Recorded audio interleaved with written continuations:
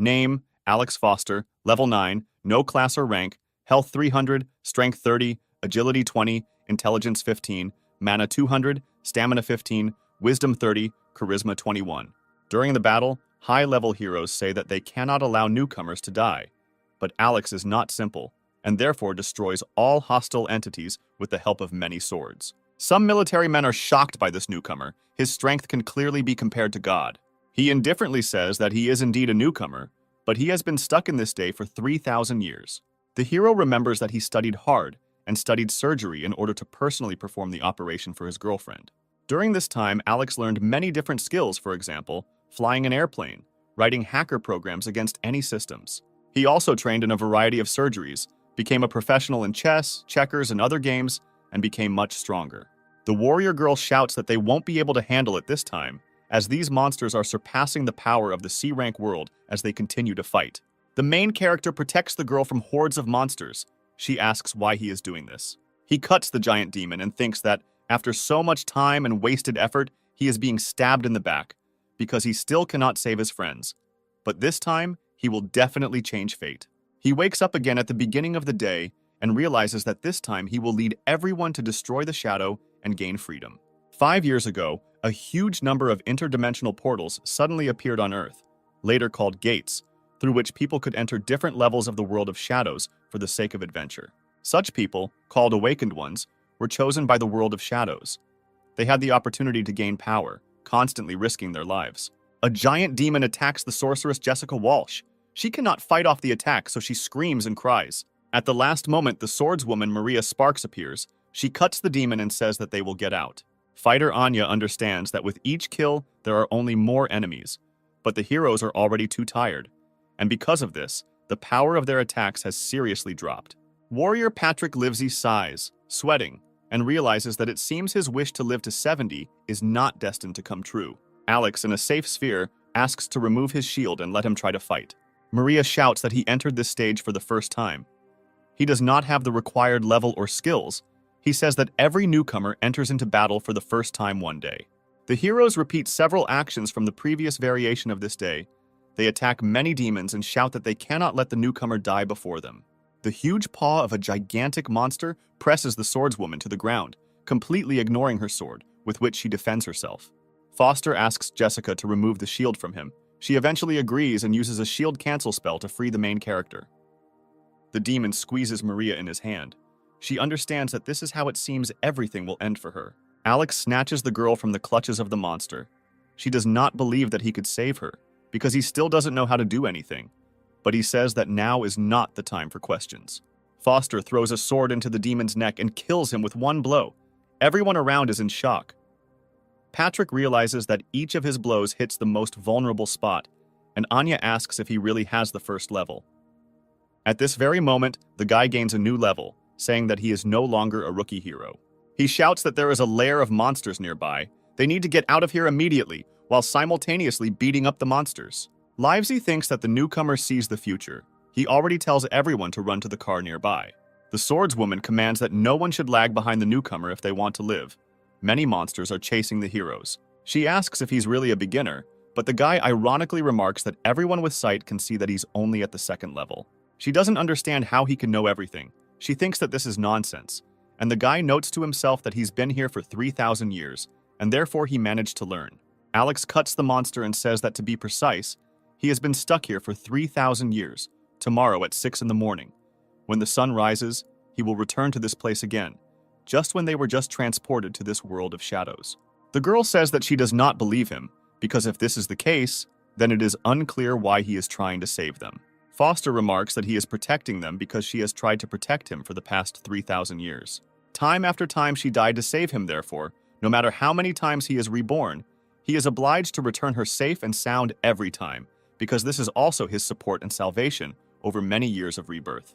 She says that of course she was touched by her words. She still doesn't believe him. He must be a master flirt. And Livesey and Jessica are embarrassed in the background. Walsh asks if he's tired of fighting non-stop for 3,000 years, and he says that's why he hasn't sat idly by all this time. He studied all the possible class changes, all the skills and hidden elements that are available in the Shadow World system.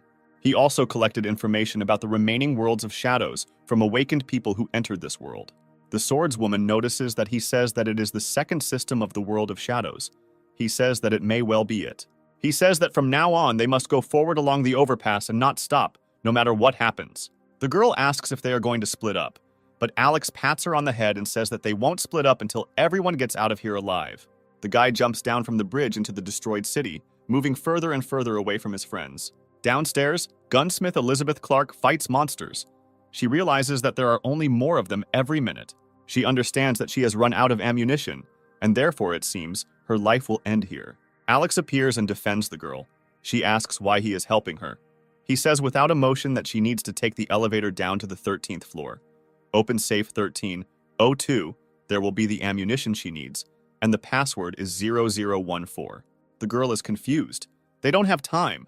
The guy pushes her into the elevator and calls him to the desired floor, and he leaves the battlefield, saying that he is helping her because they are comrades. Foster notices that 1 minute and 6 seconds have passed. After 30 years of fighting, he finally made it 1 second faster. A huge horde of demons chases the heroes along the highway to wipe them off the face of the earth. The squad runs along the highway and wonders if that guy deceived them, because they arrived in some strange tunnel. Someone shouts that they might fall into a trap, but Stark says there is no choice but to trust Alex. Then they notice the guy himself at the end of the tunnel. They think that he got here by some shortcut. Foster asks them to run further. He will figure everything out himself. The squad listens to him and does not stop. In front of Alex are thousands of monsters that are flying at him from all sides. The guy has some kind of remote control in his hands. The main character apologizes to the monsters and says that they can't get further. He presses the button. Everything around explodes. The squad is shocked by the guy. He runs after them and shouts for them not to slow down and turn around. The entire tunnel explodes, killing all the monsters inside, their corpses flying into the air with terrible force. At the exit from it, the squad stops. Alex asks them not to worry, since the range of the bomb was calculated to be up to a meter. All the monsters inside were destroyed. The tunnel is closed. Now they can move on. The squad stands in shock. Foster, with a smug face, tells them that they've stopped standing around with their mouths open. It's time to go. The 5 of them stand and look at the city. Alex is told that they are now safe. He asks the others if they now believe him. Maria says that he may be good for a newbie, but he still can't believe that he lived for so many years in one day. And Anya thinks that bombs and maps of the city are not so difficult to get, so his story is not convincing yet. Jessica wonders what Alex has been doing for 3,000 years, besides fighting.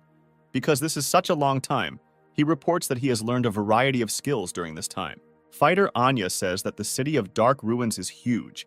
Now there must be a lot of awakened people here.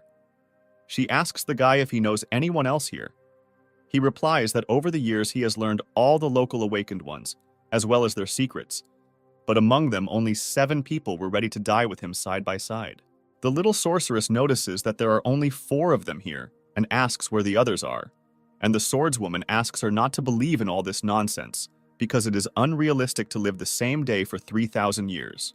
Foster, lowering his head, says that he would like the girl to be right, and this would indeed be impossible.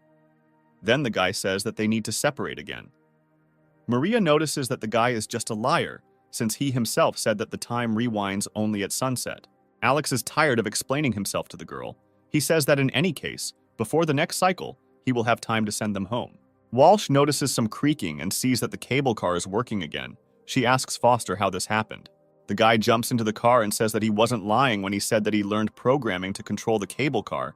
He just had to hack the city's electrical system. Near the Ferris wheel, the boss of the city of dark ruins, a giant with steel wings, throws people in uniform and body armor towards him. They try to shoot at him, but he is so much larger than them that with one swing he sweeps them all away, and even puts one person in his mouth and begins to chew. The officers standing on the side understand that they cannot cope. The intelligence was wrong, and they urgently need to retreat. Then they notice a man flying rapidly in the air with a furious expression on his face. Alex lands right in front of the head of officers, who, seeing a level 5 newcomer in front of him, shouts that it's too dangerous here. Let him get out quickly. Foster turns around, raises his hand and walks towards the huge monster, saying that he has come here to end this battle.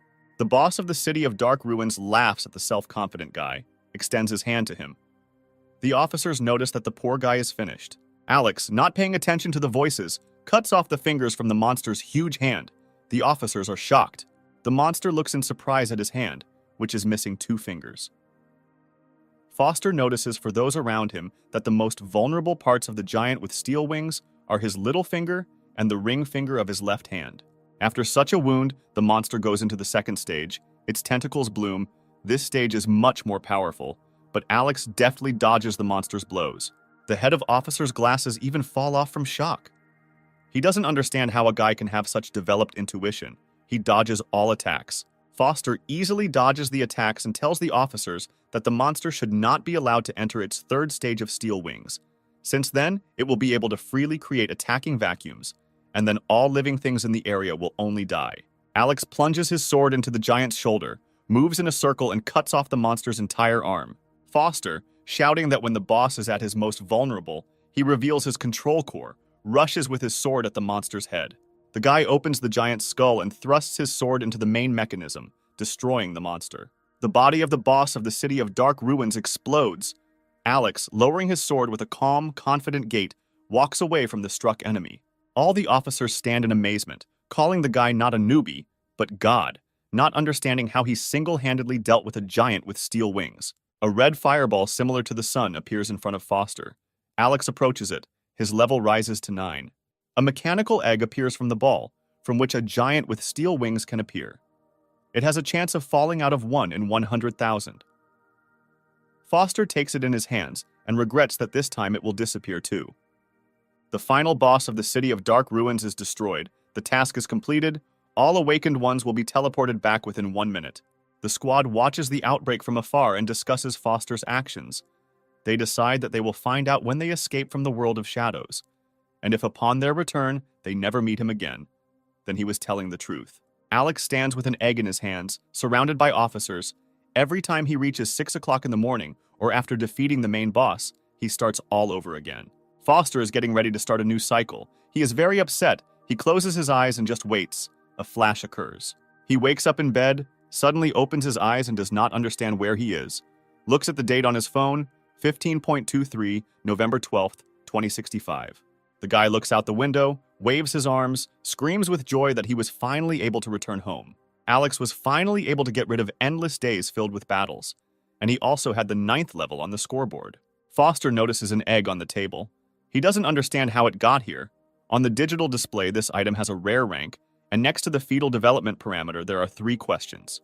Alex is glad that he now has the egg, and even despite these questions, he still knows 7 ways to raise a giant with wings of steel.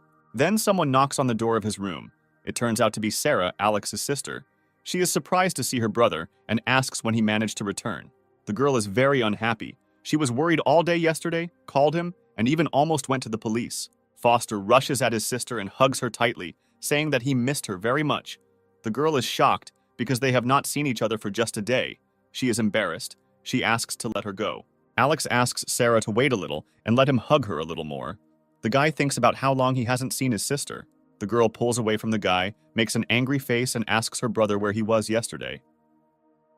Alex, sweating profusely, reports that there were problems at work and his phone was dead. He asks his sister not to be so angry, takes out his phone, says that he has received a salary, and is ready to immediately buy her a set of tools that she so wanted. Sarah immediately becomes very friendly, quickly forgives her brother, and says that she will go cook lunch for the 2 of them. Alex asks for marbled beefsteak, wine, and lobster.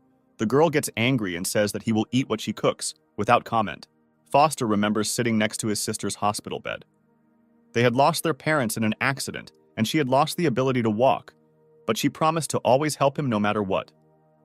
The guy then promised that despite the doctor's words, he would still get her back on her feet. Alex leaves the room after his sister and tells her that he has recently studied medicine and surgery, calls her for an operation. Sarah takes this as a joke and asks the guy not to interfere with her preparing dinner. Foster hears people on TV saying that many have already heard that 5 years ago, many spatial rift gates appeared, which noticeably changed the whole world.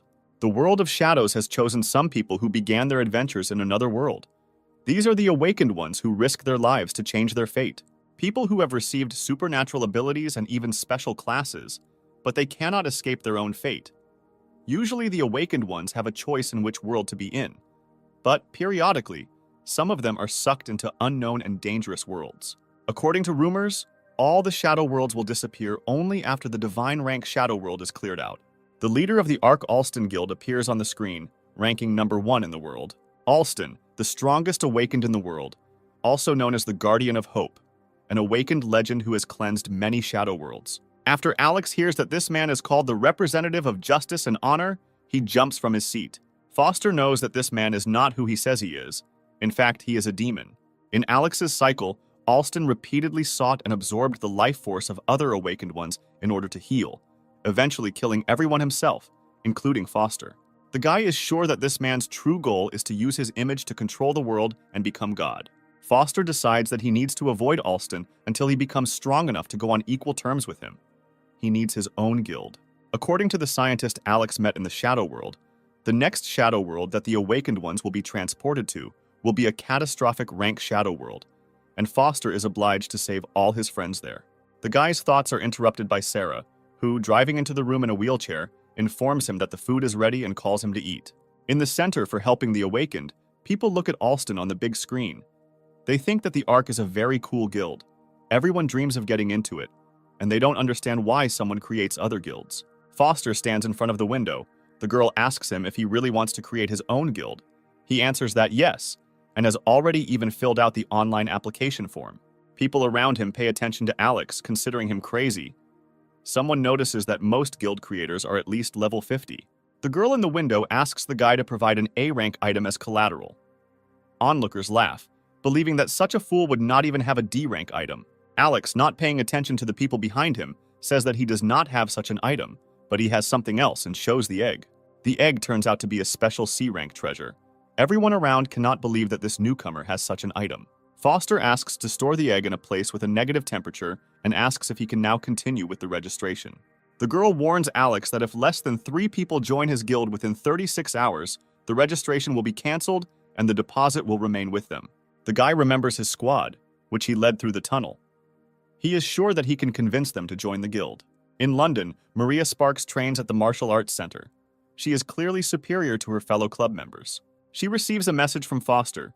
She immediately remembers that this is the guy who has lived one day for 3,000 years, and also realizes that he was lying.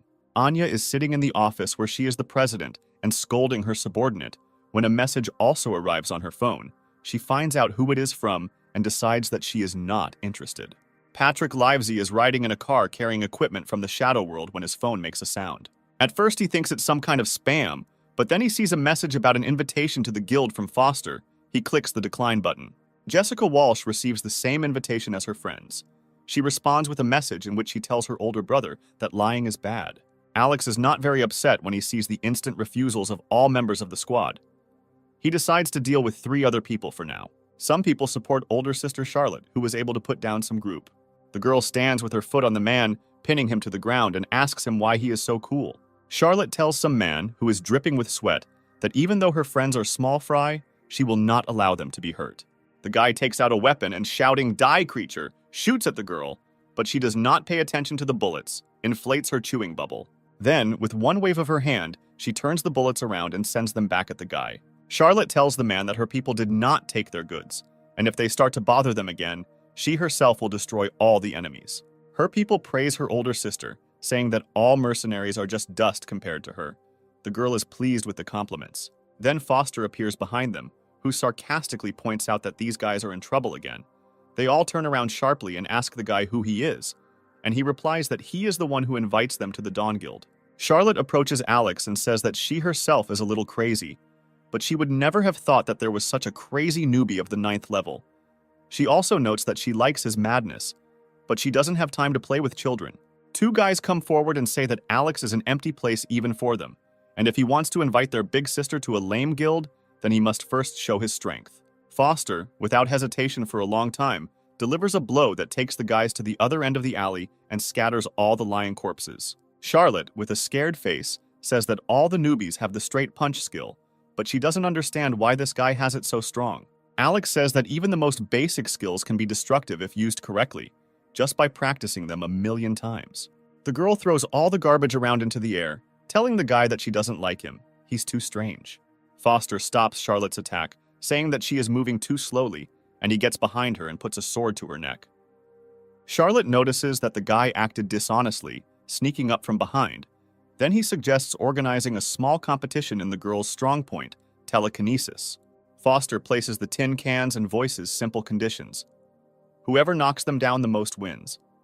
If Charlotte wins, then he is ready to become her subordinate, and if he does, then she must join his guild. Charlotte turns on her ability, and the guys stand behind her and ask her to show this upstart who's boss. The girl knocks down 5 cans that were closer to her. Her guys are happy with the result, believing that Alex won't knock down even 2. Foster knocks down all the cans with 1 punch, leaving the audience in shock. Charlotte doesn't understand where this guy gets so much strength, and he only notes that he has already said that everything depends on how to use the skill, and also says that the girl has lost, and she will have to join the guild. The girl accepts defeat. An agreement is an agreement, and now she is his subordinate. He says that it would be better for him to teach her these terrible blows. Alex looks sideways at the girl and promises to make her the queen of telekinesis. He turns and walks away, raising his hand in farewell and saying, "Welcome to the Dawn Guild." Foster returns home and does not find his sister there, and is already beginning to worry when he notices dinner on the table and a note that says that Sarah went to the store to help her uncle. Reading the note, the guy is touched. He notices that his sister always goes to help others and is growing up too quickly. Alex is sitting, eating, when he receives a message from gunsmith Elizabeth Clark. The guy is surprised that the girl just joined the Newcomers Guild and didn't even ask anything. She says that she just wanted to thank him for saving him, but since she has a lot to do, she will soon leave. Foster replies that she doesn't have to be an assassin all her life. She believes that he knows too much about her and asks him not to write to her on irrelevant matters. Alex says he won't let her rot in the dark. He swears he'll get Elizabeth out of there. The guy realizes that only 2 people have joined his guild, and there are only 4 hours left. Foster chooses a 3rd person. On the road at night in the rain, 3 guys beat up the 4th, calling him a moron, since they robbed him and beat him, but he doesn't give back. The guy, writhing in pain and lying on the asphalt, thinks that he cannot give them back, since he is awakened, and they are ordinary people. The bandits don't like the guy just lying around. They get bored. They want to take him to the black market and at least make money on his organs. Michael Kepler, who is lying on the road, feels a beast awakening in him. He asks him not to go out, saying that these people cannot be attacked, but it is too late. The robbers see this huge black monster and decide to flee, but the beast does not allow them to leave. Thundering everything around, a black monster that looks like a huge fox grabs people and simply eats them. Michael, crumpled on the wet asphalt, cries and wonders why all this is happening. People on the street are screaming in fear. Some girl asks to stop this maddened fox. Her boyfriend speaks, awakened, says that he is a beginner of level 16 without a class, and this beast will simply devour him. Then Alex appears near a huge fox on a lamppost. The animal smells him. Foster rushes at the monster. The girl tells her boyfriend that the savior has come, and he understands that this is just a 9th level beginner. Alex professionally dodges all the fox's attacks, and onlookers are shocked by his skills. The guy knows that the Nightmare Fox is a serious opponent, and if he had not trained against it in countless attempts, he would not have been able to cope now. He also remembers that over time it becomes stronger, so he needs to finish it off faster. He deflects her huge clawed paw with his sword, then runs and calls for her to follow him. Michael watches this battle in tears. He shouts to the guy to run faster, because the Nightmare Fox will kill him in a second. Foster grabs poor Kepler while running and runs with him in his arms, and then suddenly stops and lifts the guy up. The beast comes close to its owner, begins to dissolve, and plunges back into Michael's body. Kepler is glad that the fox recognized him, but Alex is in a hurry to upset him, telling him that he is mistaken, and the fox did not attack him, since he himself is a nightmare beast. Foster recalls that the Nightmare Fox first appeared in the Shadow World when Michael was attacked, and he, as a first-class recruit, was able to summon it. So since then, it has appeared from his body whenever he is in danger. Alex tells the boy that he is not just a person, but an awakened one who appears alone in tens of thousands. He has a strong ability that must be controlled, otherwise today's cases will repeat. One day, Michael will be able to destroy an entire city, because he is a strong guy who takes everything upon himself. Foster pats the boy on the head and adds, asking Michael for a bunch of Alston figurines that he collects, because he also wants to become a hero like him. Kepler is shocked that this unknown uncle knows something about his life. Alex, extending his hand to the boy, says that they are friends who have gone through countless lives and deaths. Then he invites Michael to join his guild, in exchange for helping him learn to control the beast. Kepler agrees. There are many people standing in front of the bright turquoise portal. The D-rank Shadow World will soon open, and they are missing 2 people to start. Charlotte and Alex appear. They say that they want to join their company. The bald man inquiringly asks whether the 9th level guy is really ready for this. The carrier of the 24th level ability is fine, but the guy is too weak. The girl says that this weakling is her boss, so if he can't go, then she won't go either. The man wonders if he understood correctly that the awakened level 24 views the level 9 newcomer as her boss. He thinks that this boy must be her boyfriend, and not the boss. She just doesn't want him to lose face. The man waves his hands dismissively and says that all the seats are taken with them, so they should be ready to depart in 5 minutes. The girl asks if another child was supposed to join them for training, but Alex says that he had extra classes so he won't be there. Charlotte wonders if there are still people who take extra classes when our world becomes more dangerous due to the influence of the shadows. She asks why the boss decided to invite them to his guild, but he says that he did it because the next forced movement will occur in a disaster-ranked world, and if they are all in the same guild, then they will be sent to the same world shadows. Thanks to this, he can ensure that everyone survives. The girl, in slight confusion, asks how the boss plans to protect the 7 of them if he is only level 9, because in the world of shadows at the level of disaster, he will not be able to protect himself. He says that she will soon find out everything. Those who pass through the portal appear on the edge of a cliff, which is covered with snow, and extensive precipitation is also observed. This is a D-rank shadow world, a gray, snowy plain. Charlotte complains about the weather conditions, says that if she had known, she would have put on more clothes. The man asks if anyone has already been to this world. The girl says that she doubts it, because this world of shadows should be rare with a very small number of resources. Since this world is of the same level, then you just need to find and kill elite monsters in order to come back. The girl notices a bright turquoise butterfly and reaches out to it with words praising its beauty. At the moment of contact, the girl's hand is covered with ice, and her hand cracks and falls apart. Everyone is in shock. One of the heroes destroys the butterfly with the help of his staff. The bald man says that these things are very dangerous. You need to be extremely careful when you are here. At this very moment, many butterflies appear around, which completely freeze several people with the help of their powers. Alex says that these lowland butterflies are attracted by the warmth of their bodies, and if they stay here any longer, they will encounter a whole sea of such insects. Everyone runs away despite the fact that our hero remains here, so they choose to run away, ignoring the bearer of the 24th level ability. The girl wonders why she and the boss don't leave, and then assumes that it must be because there are treasures here, and they deliberately scared off the others. Charlotte understands that these creatures are here for her training. She asks if the guy is completely out of his mind, because she can deal with one wave at most. He also says that the girl can only use an explosion of mental force to attack, so she needs to direct each attack at just one butterfly, but she is indignant, saying that this is simply impossible. Alex fires multiple energy beams from his hands, destroying many butterflies. The girl says that she would never have believed it. If she had not seen it with her own eyes, she would never have believed it. An entry-level skill. Can the spiritual gap of the mind really be used in this way? While the butterflies in the area explode from his attack, the guy says that the girl needs to focus, first, on compressing the force of her explosion. And with her talents, she should be able to reduce each projectile to the size of a grain. With each stage of compression, the control will become better, thanks to which she will become stronger. Then she will need to learn to control the trajectory along which she shoots, and do not forget about the angle and speed. She tries to concentrate and says that it's easy for him to say, does he really think she's as crazy as he is? Alex says that to complete the training she needs to kill 2,000 butterflies one at a time. If she kills 2 at once, then 2 will be added to the task. Now her goal is 2,001 butterflies. He jumps onto a tree branch and says that he will rest there for now, and let her train diligently and not shirk. She screams that he should stop bullying her, and then wonders if she can really handle such a huge number of these creatures. Then the girl runs from the insects and asks the boss to get out of here, but he is still sleeping. Then he throws some kind of potion and tells her to drink it. The girl holds a purple vial and wonders why it might be needed. She asks if it's an invisibility potion, but he says that it's just an F-rank heat resistance potion, but it also prevents the loss of body heat, which is why she won't attract butterflies while training. She asks if he had this potion with him, then he already knew that they would end up here. He just says that she can ask questions, but she can't stop training. The girl concentrates and prepares for a new concentrated attack, and asks that the Shadow Gate only shows the rank of the Shadow World behind it, and the place cannot be recognized even by an awakened person. And he says that he can find out because he is 99% equal to the system of the world of shadows. If she had to live in the world of shadows for 3,000 years, then she too would be able to understand what was behind the gates, using some clues, laws, and calculations.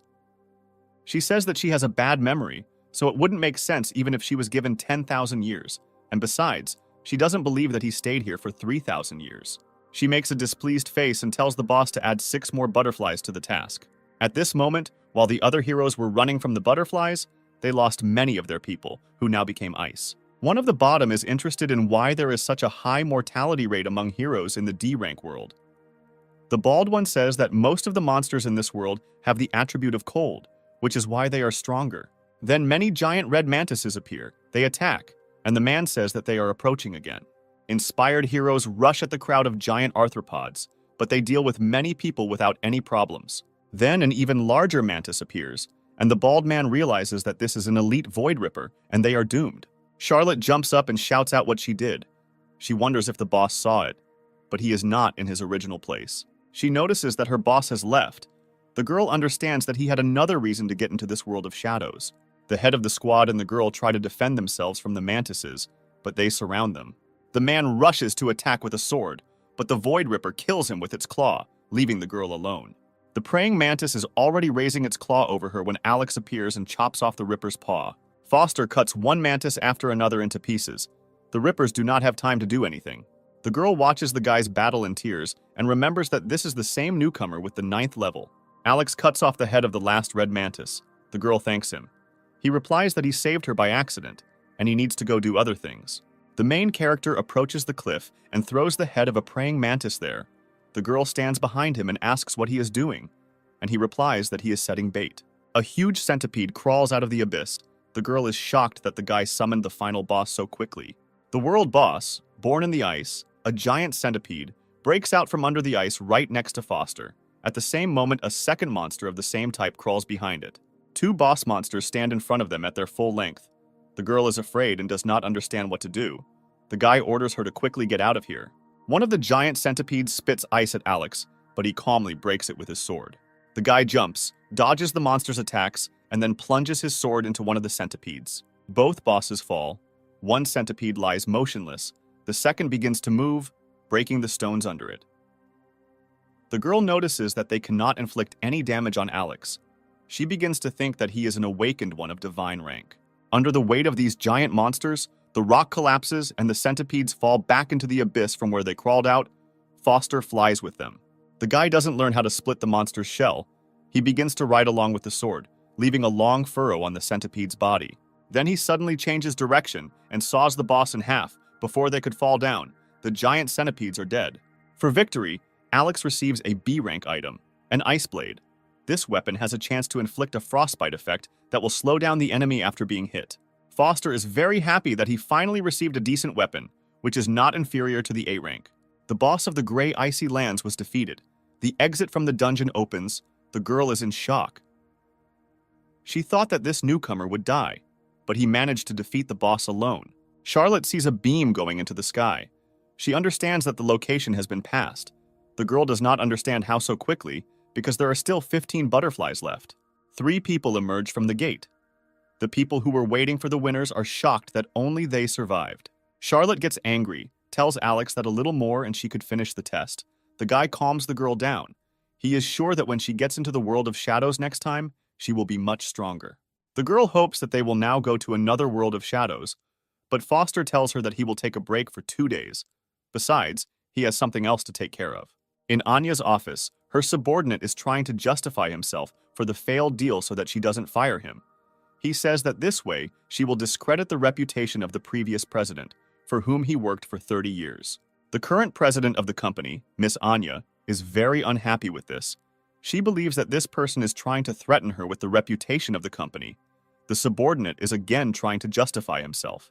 The girl turns to the man and tells him that she found out that the investment funds they used to trade biologics in February of this year and purchase securities last September were dishonest. She says that she is too lazy to look at how much money was embezzled and is going to just give this case to the police. The subordinate begins to apologize, says that he simply made a mistake. He asks to be forgiven in the name of the previous president. Anya believes that she can forgive him, but he will have to return all the stolen money and turn over all the shares. Then, perhaps, in the name of his father, she can provide him with a free place in the company's nursing home until he passes from this world. Another subordinate approaches the president, who reports that the guy who continued to insist that he is her comrade has finally left. She suggests calling the police to arrest him. Anya says that there is no need. This guy is just a pervert, and nothing will do. He will take care of it herself. Miss Anya drinks coffee and goes to the window. On the sidewalk, she sees a guy she knows. Foster notices her and begins to wave his hand intensively. The guy writes a message to the girl, wondering if she is watching him. He jokes about her black outfit. The girl calls the guy a pervert and blocks him on the phone. He is upset that he failed again. Foster sends a few more text messages. Patrick and Jessica refuse to talk, citing business. He realizes that all these people are in different parts of the world, and no one wants to see him. There are only 10 days until the great disaster. Alex is thinking about how he can get them to join to his guild. 4 figures are moving along a dark highway, led by the tall, stately Foster. Elizabeth tells the guy that she is only a nominal member of the guild and does not need to join official events. Alex reveals that he has already placed the A-rank mission she wanted. According to the assassin's rules, she is required to go with them. The girl asks to explain why he brought them there so late at night. Foster replies that they came to a military base for training. Charlotte wonders why there are 3 of them when there should be 7. He replies that perhaps the rest are on the way. Michael wonders why there are no people at the base. Alex explains that he hacked into the main system of this place and made sure that no one would disturb them. Alex remembers how he hacked into the system to get rid of all the personnel using a gas leak message, because of which the zone would be quarantined for 15 days. He says that now this complex is something like their playground. Charlotte is very happy and says that she is absolutely sure that there is nothing that the boss cannot handle. The guy says that he already told her that he was stuck in this place for a long time. If he had not studied something new, he would have lost his mind. Foster, without any problems, carries out his own authorization to enter the depths of the complex. The guy shouts out his hopes that his people are ready for special training. Alex leads his guild into the astronaut training facilities. Charlotte wonders if they are going to go to Mars to fight the Martians. The boss replies that she is thinking too much. He just wants to use this equipment to train them. Elizabeth says that she is not interested in training astronauts.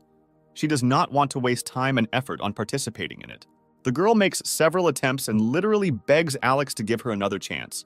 She will be able to cope with the control of the ship.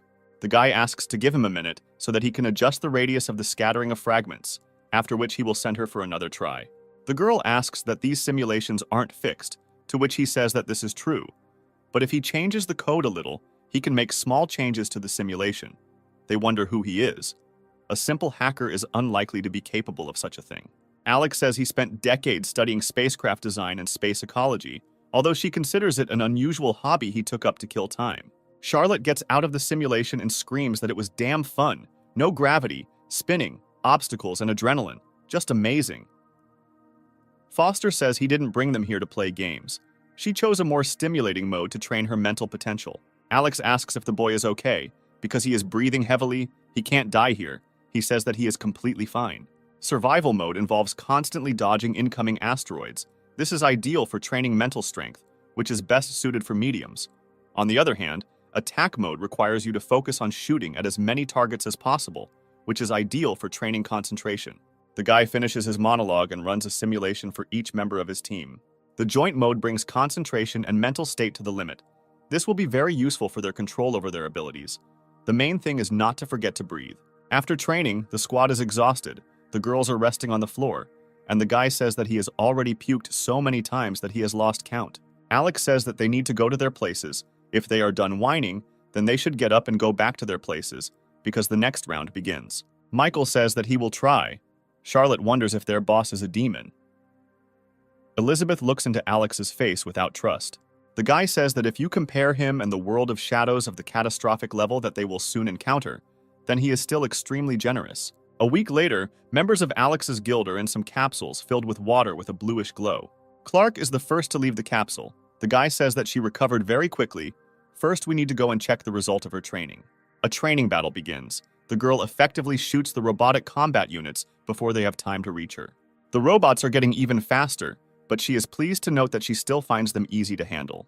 Statistics after a training battle say that target accuracy is increased by 35%. Its speed is increased by 40%, effective range is increased by 42%, and Alex says that this is not bad, but still needs to work on recoil control and trigger pull speed. Charlotte is tested in the gravity room, fighting the balls with ease. She uses a telepathic barrier and asks that all the balls that are available be directed at her so that it won't be so easy for her. The guy decides that if she copes with 6 balls easily, Then it's time to direct all 40 balls that are in the arsenal at her. The girl thinks that now there will be nothing left of her, but the guy says that she just needs to concentrate all her power and release it at once. The girl uses the psi field now. Even so many balls are not a hindrance to her. She feels inspired and full of strength. She says that it's time for them to take over the planet with such powers. He thinks that he did not expect anything else from the future queen of telekinesis. She will be his ace in the hole. Michael's inner beast conquers the obstacle room using his newly acquired skills. The boy stands at a distance and controls the fox with his thoughts. The inner beast does not have time to dodge the obstacle, sending its owner into the abyss of self-flagellation.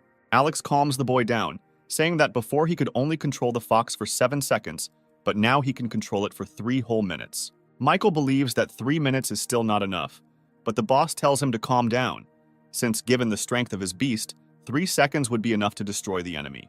The head of the guild thanks everyone for their diligent efforts. Training is over for today. Now they can rest. Charlotte is happy that she can finally fight with real people. Elizabeth is thinking about something of her own, and the boy realizes that he still needs to do his homework. After 3 days, they will all be teleported to the world of shadows of a catastrophic level. Now he is level 13. This is not enough. He needs to train and develop as much as possible over the next 72 hours. Sarah calls Alex in a rage and says that she will never again ask him to cover for him at work, which he did last night.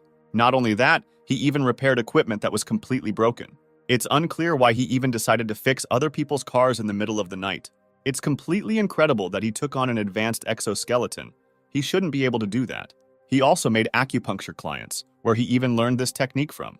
The guy says that he simply had nothing to do, so he decided. The girl says that he is a scoundrel, since she should have been the best employee of the store, even if he doesn't even think about returning there. The guy says he just wanted to make her job easier. The girl hangs up, and he thinks it would be better if she thanked him. Jessica writes that he promised to do her homework for her today. He says that he will come to her and do her homework while clearing the world of shadows. An empty city, an S-rank world of shadows. Alex wonders if the girl really doesn't care about how he knows about the extremely rare secret gate to the world of shadows and how he found this portal right next to her house. The girl says that now she only needs help with homework. She doesn't care about the rest.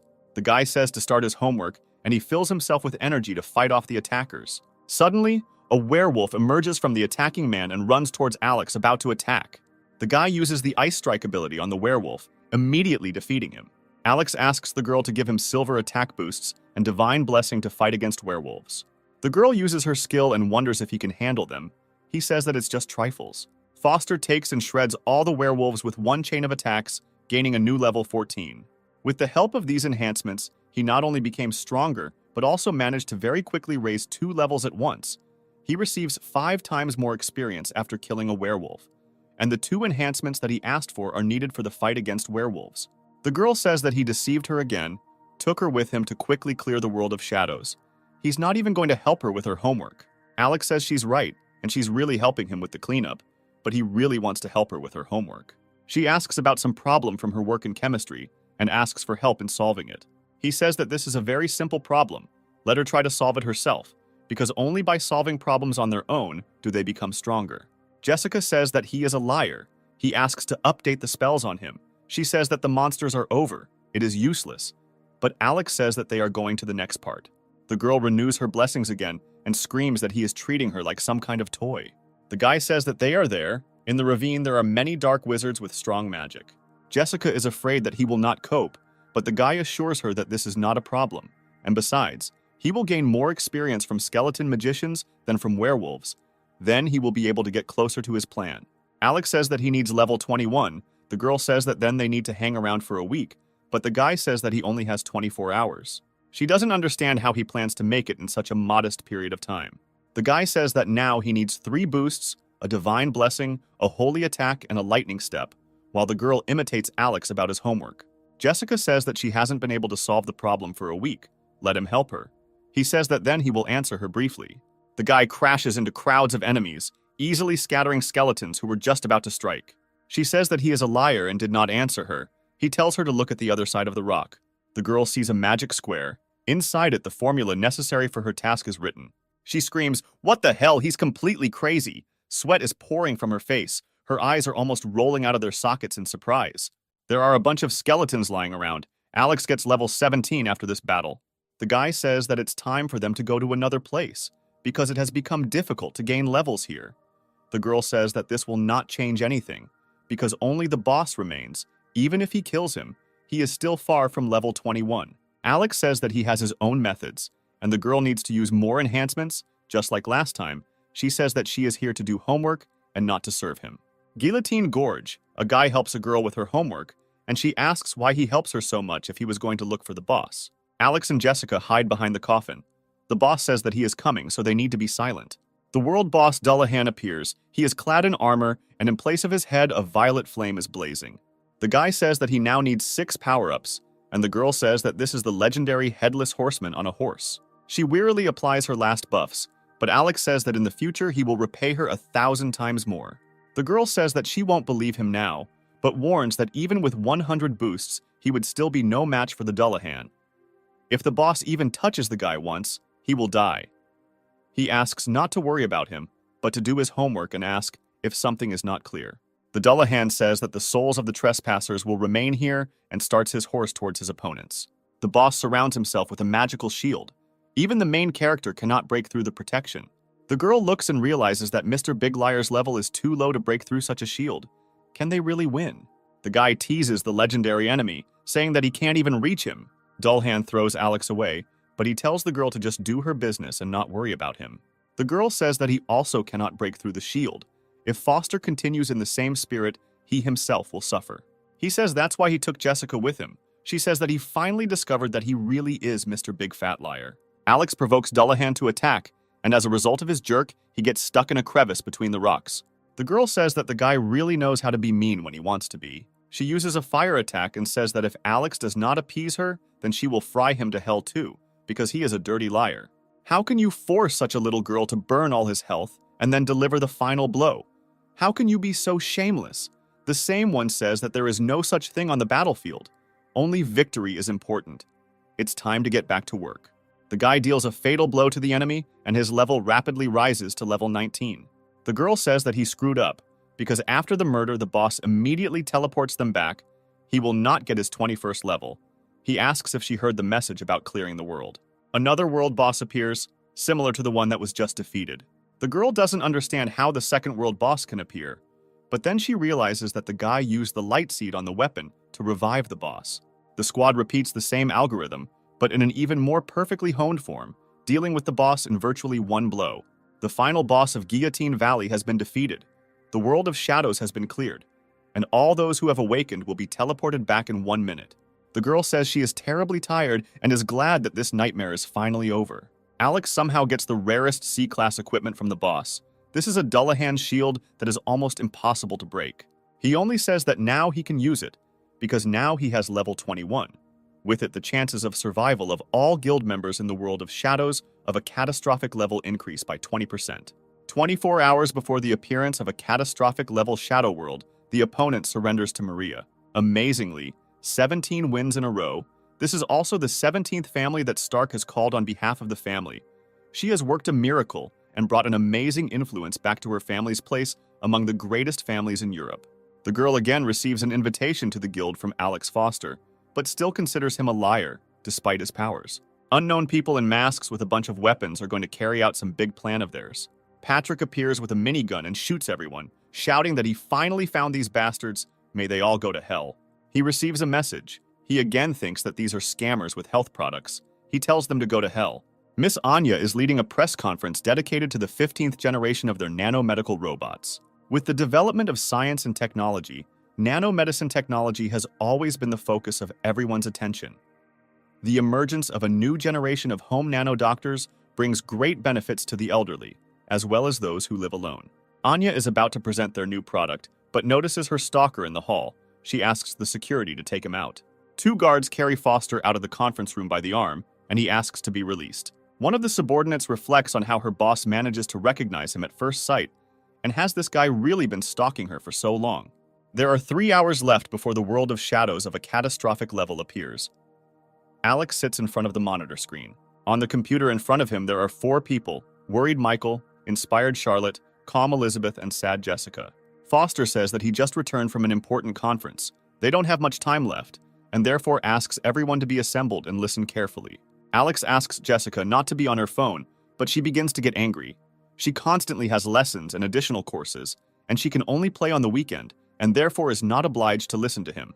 Walsh nevertheless throws the phone behind his back and listens. Alex says that in 3 hours, they will all be forcibly transferred to a random world of shadows of a catastrophic level of any rank A, B, or even C. The 4 listeners cannot believe that everything will be so serious. Only Elizabeth remains stone-faced. Foster warns them that firstly, they should not move more than 50 meters from him, and secondly, in addition to the areas he has designated as safe, they must always remain vigilant. Listeners begin to ask questions about 3 more people who for some reason did not join, and apparently are not going to get into the same world of shadows as them. Jessica sticks out her tongue and tells the guy that she still doesn't believe him, and he tells her that children should act respectfully towards their elders. A minute before the appearance of a world of shadows of a catastrophic level, Livesey looks at his army photograph. He receives a message that he has successfully joined the Dawn Guild. Patrick believes that he accidentally clicked somewhere. Maria Sparks also receives a message about her successful entry into the Dawn. She does not understand how she ended up in this Liars Guild. Anya is sitting in her office when she also receives a message. She understands that Alex got into the system of the world of shadows and forcibly made her a member of the guild. She admires the guy's hacking skills. Jessica on the monitor screen speaks out angrily about Alex's action. Because after you join the guild, you can't leave for 5 minutes, the guy takes it as a compliment. The countdown clock shows 8 seconds. Foster asks everyone to prepare for forced teleportation to the world of shadows. The guy promises himself that this time he will return them all alive. Teleportation begins. Foster appears through the dispersion with 2 swords, and behind him are 7 powerful fighters. Maria Sparks is the first to voice her grievances, calling Alex a shameless bastard. Patrick, with a cigar in his mouth, speaks more politely. He simply did not expect to meet these people again. Fighter Anya refrains from commenting and simply asks everyone to look ahead. In front of them lies a world of catastrophic level C-rank shadows, a metropolis of ice and fire. No one can believe that they ended up there. Alex reveals that the center of this shadow world is also known as the Circle of Death. Half frozen, half on fire, ice and flames continue to spread, and when they engulf the entire city, it will be destroyed. For this reason, Foster gathered them all here. In this legendary world of shadows, death is inevitable. Other awakened ones flee away from this place, as the Circle of Death spreads too quickly. Alex and his squad go against the general flow, towards the center of the city. He notices that a lot of awakened ones have been teleported to this world of shadows. It's a pity that they run away, because this way they are closer to their demise. Anya remarks that even in the world of shadows, where death lurks everywhere, one must not lose hope of survival. Then she wonders how he is going to help the 7 of them survive. Foster replies that first they need to understand the essence of this world of shadows. What is happening here? Previously, the metropolis of ice and fire was an extremely developed city. Its creator was a scientist, Ironheart, a madman who wanted to gain enormous power. For this, he modified his body with various technologies. But when he was repairing his energy chip, the technology malfunctioned, and the chip took over his mind, sending him into a state of rage. Ironheart went crazy, and the whole city was engulfed in both hellish flames and terrifying frost. In short, he was to blame for what happened. Charlotte understands that this means that their task is to defeat Ironheart. But as they are going to look for him, Alex says that he is in the center of this circle of death. Michael wonders how they will get to the center of the circle if they can't even take a step there normally. Alex says that they have no choice. Maria says that she doesn't trust this strange guy. She says that she and Anya need to leave here. Foster comes up behind her, puts his hand on her shoulder and says they can't leave him. The girl asks what he is talking about. Alex explains that in this world of shadows, none of them can move further than 50 meters from him. She wonders why she should listen to him. The guy says that this is the only way they can survive. Sparks slaps her in the face and says that he will leave anyway. And he says that then he will have to calm her down and keep her with him. The girl says how dare he talk down to her. He says that he has never done that. He simply cannot lose her. Anya stands between them and says that now is not the time for the 2 of them to fight. They have more important problems. They must concentrate on clearing out this world of shadows while they have the chance, so they must listen to him for now. And if he deceives them, then she will personally kill him. Maria agrees with this.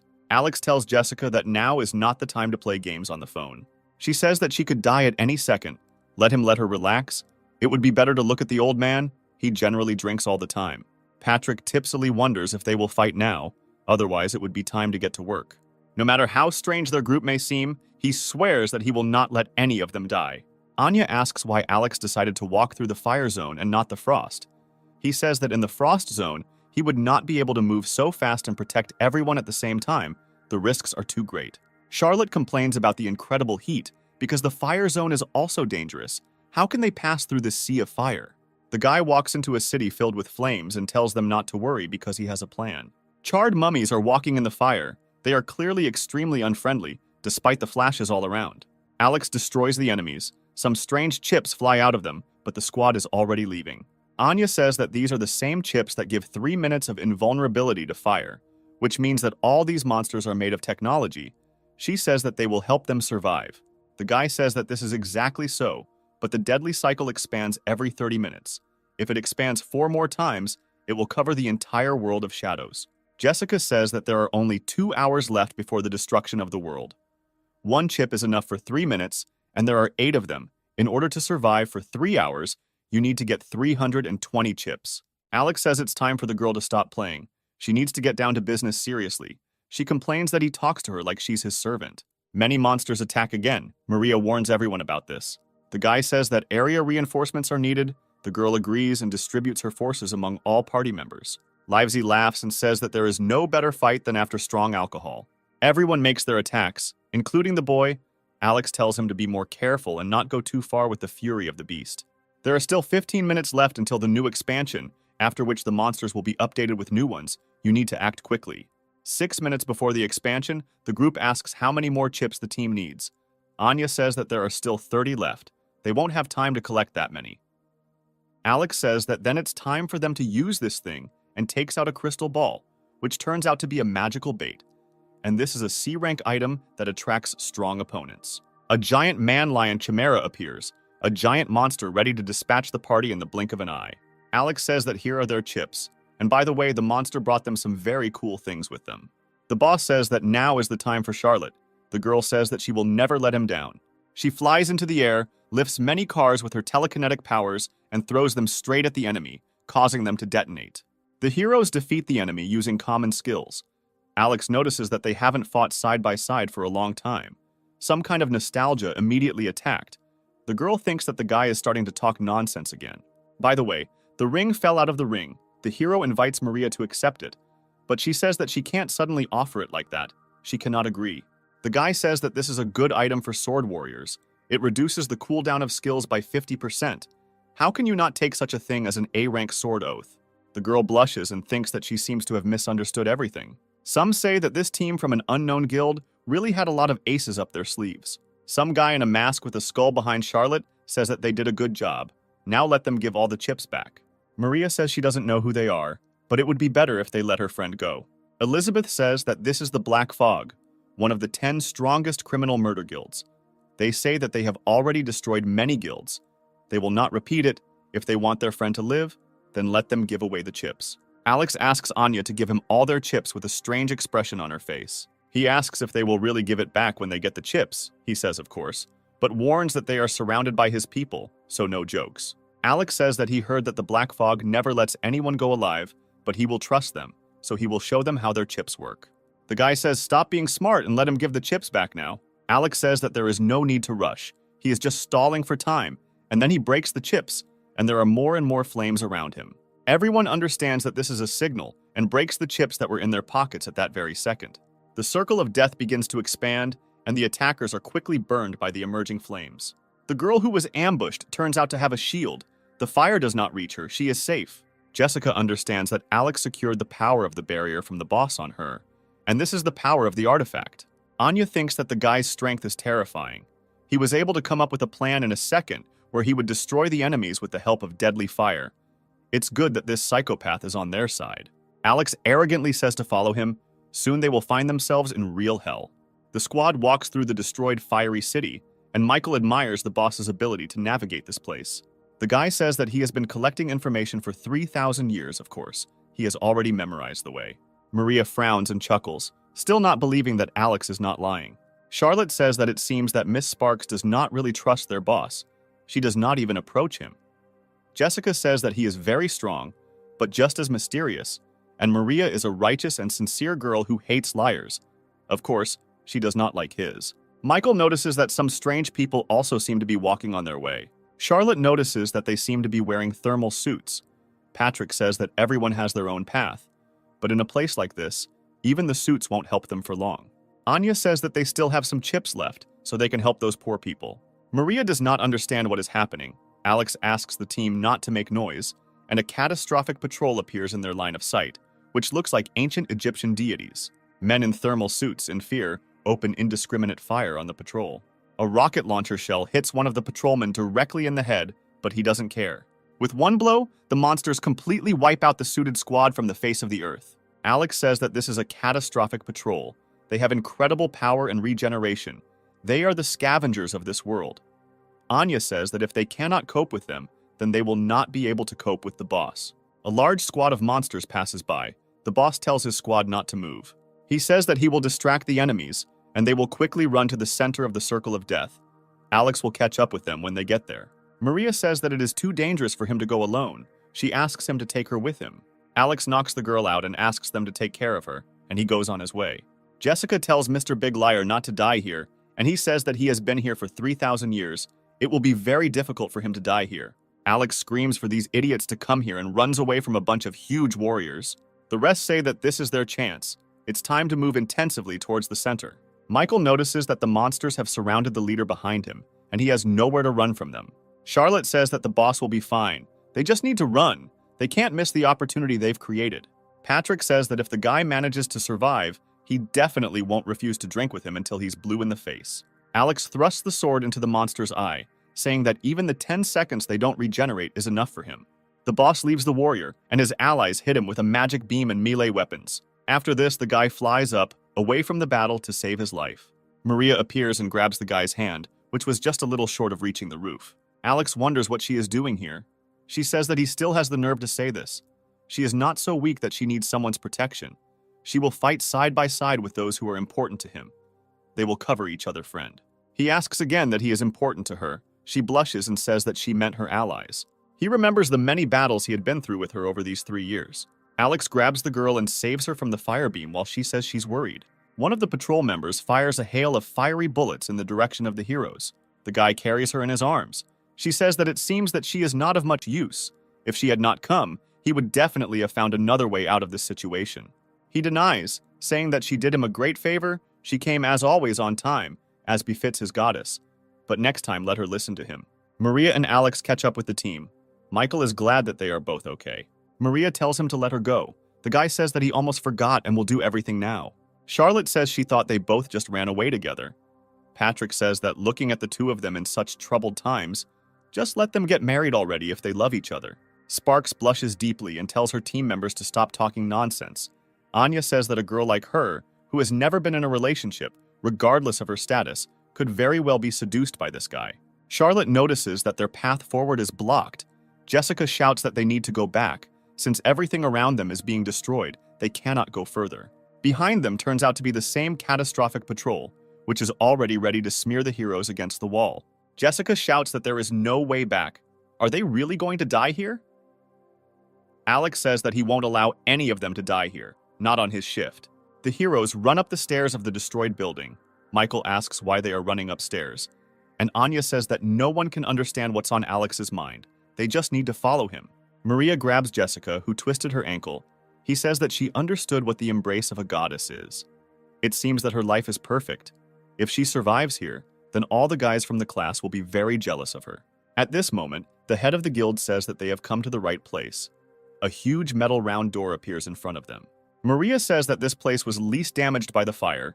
Apparently it is made of special materials. Alex says that this is a command center, which is also the basis of the city's defense. Spark says that they need to hide here, because if the patrol catches up with them, they will all die.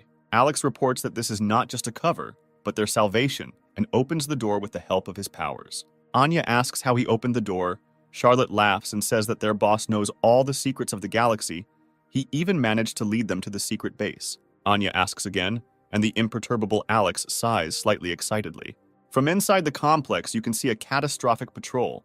For some reason, someone is standing on the shoulder of one of the warriors. Anya says that this is a puppet crystal and consumables of a special class. This allows you to control non-sentient creatures of any size. they actually manage to use them on a catastrophic patrol. It turns out that this is the same guild that previously harmed the heroes. They do not understand what they want. Patrick says that obviously revenge. Maria says you can't just sit here and then die. Alex says that this will not happen, because this place has been turned into a mechanical fortress for shelter. There is no way they will get here, but he likes to counterattack more. Let Jessica come over. The guy says to follow his instructions. The girl shouts indignantly how he can put everything on the shoulders of a child. Maria asks if everything will be okay, but the boss says that Jessica received special training from him, so everything will be fine. The servant tells the leader that the enemies are inside the building. They will not be able to leave, as they are surrounded on all sides. The head of another guild says that they will pay for the death of his deputy. Alex says that the girl activated the fog of the defensive center and limited their field of view. Now it's his turn. The hero flies out of the building and quickly attacks the attackers while they do not see anything. The guy attacks the boss directly.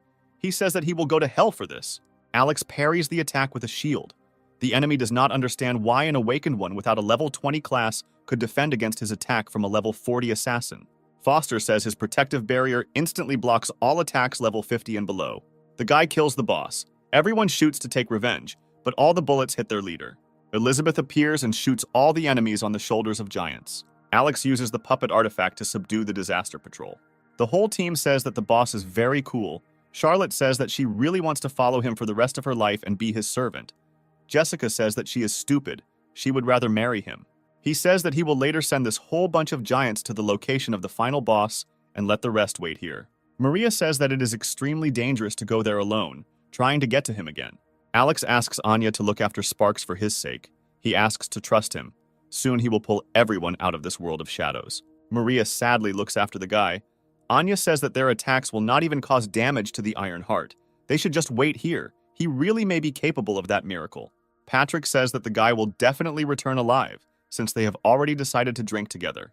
30 minutes before the last expansion, some heroes are in the cold zone. Some kind of explosion almost completely covers a detachment of fighters, who only miraculously protect themselves from the attack. The robotic enemy says that no targets have been detected, surveying the area from above. Many robots are circling above the center of the circle of death, ready to destroy anything. One of the heroes wonders what they should do, since out of 100 people who were here, only 3 got here. The girl says that she underestimated the horror of Iron Heart. It was her mistake. They could not find his real body, so their entire group was destroyed by just a few robots, which he mass produces.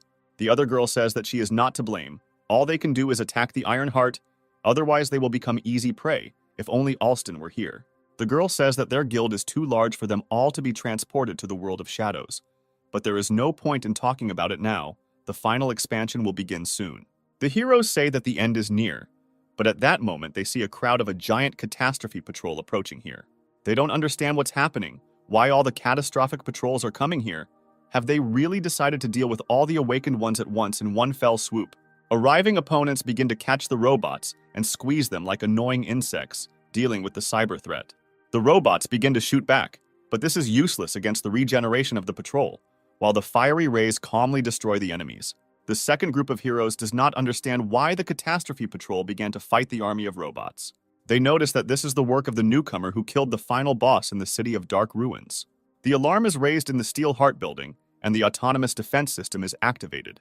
The patrol deals with huge forces of robots without much damage to combat units. The squad realizes that this is the last group of robots. The guy managed to completely destroy the army of robots, sacrificing 2/3 of the catastrophic patrol. They think about how last time the guy wasn't even level 10. How did he become so strong so quickly? A level 20 newcomer took on Iron Heart, the final boss of the world of shadows of a catastrophic level. He imagines himself to be a god or something. Alex's guild understands that the final battle for the city will begin soon. Charlotte believes that he will succeed. The boss orders the catastrophe patrol to attack the Sky Tower and grind Iron Heart into powder. The warriors destroy a giant building. Steelheart finds himself there, the floor disappears from under his feet, and he begins to fall. He takes off and wonders how some pathetic bunch of weak and dirty living creatures dared to stand in the way of him, who is at the pinnacle of evolution. One of the warriors points his battle axe straight at Steelheart.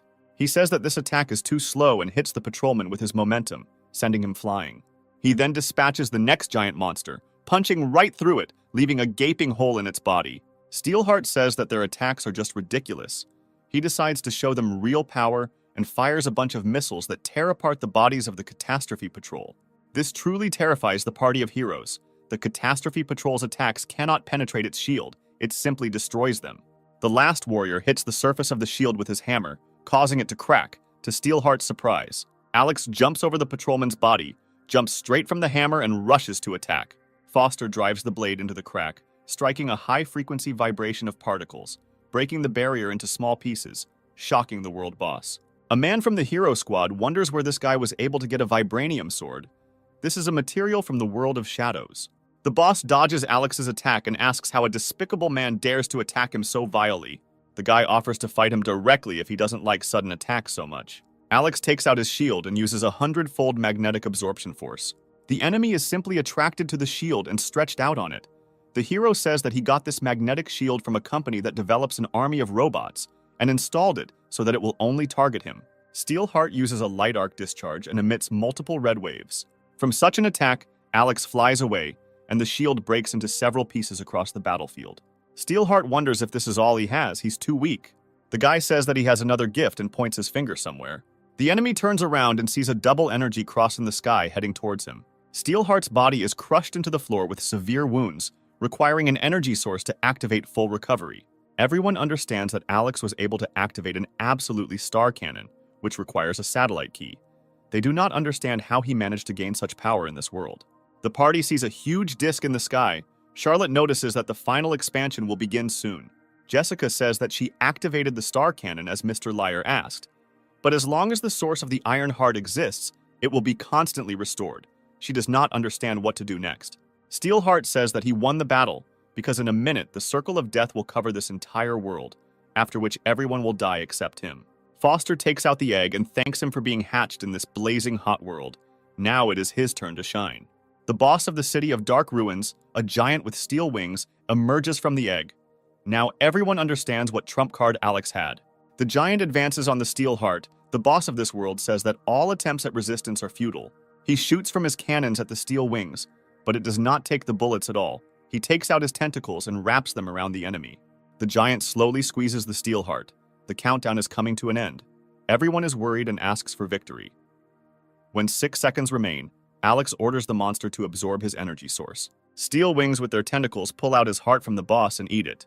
The final boss of the metropolis of ice and fire is destroyed, the shadow world is cleared, all awakened ones will be teleported back within 1 minute. The people from the Ark are delighted. They think that the giant with steel wings has returned to the form of an egg to absorb energy, after which he will become much more dangerous than the Iron Heart. Maria is sincerely glad that Alex was able to do this. Now she is no longer so sure that the guy's words about 3,000 years are a lie. Anya simply exhales and is glad that she survived. The most happy of all are Michael and Charlotte, who believed in their boss 100%. Jessica notes that it was hard for her. As soon as she gets back, she will play games all night. Foster realizes that, judging by the way things are set up, the next shadow world they enter will be much worse.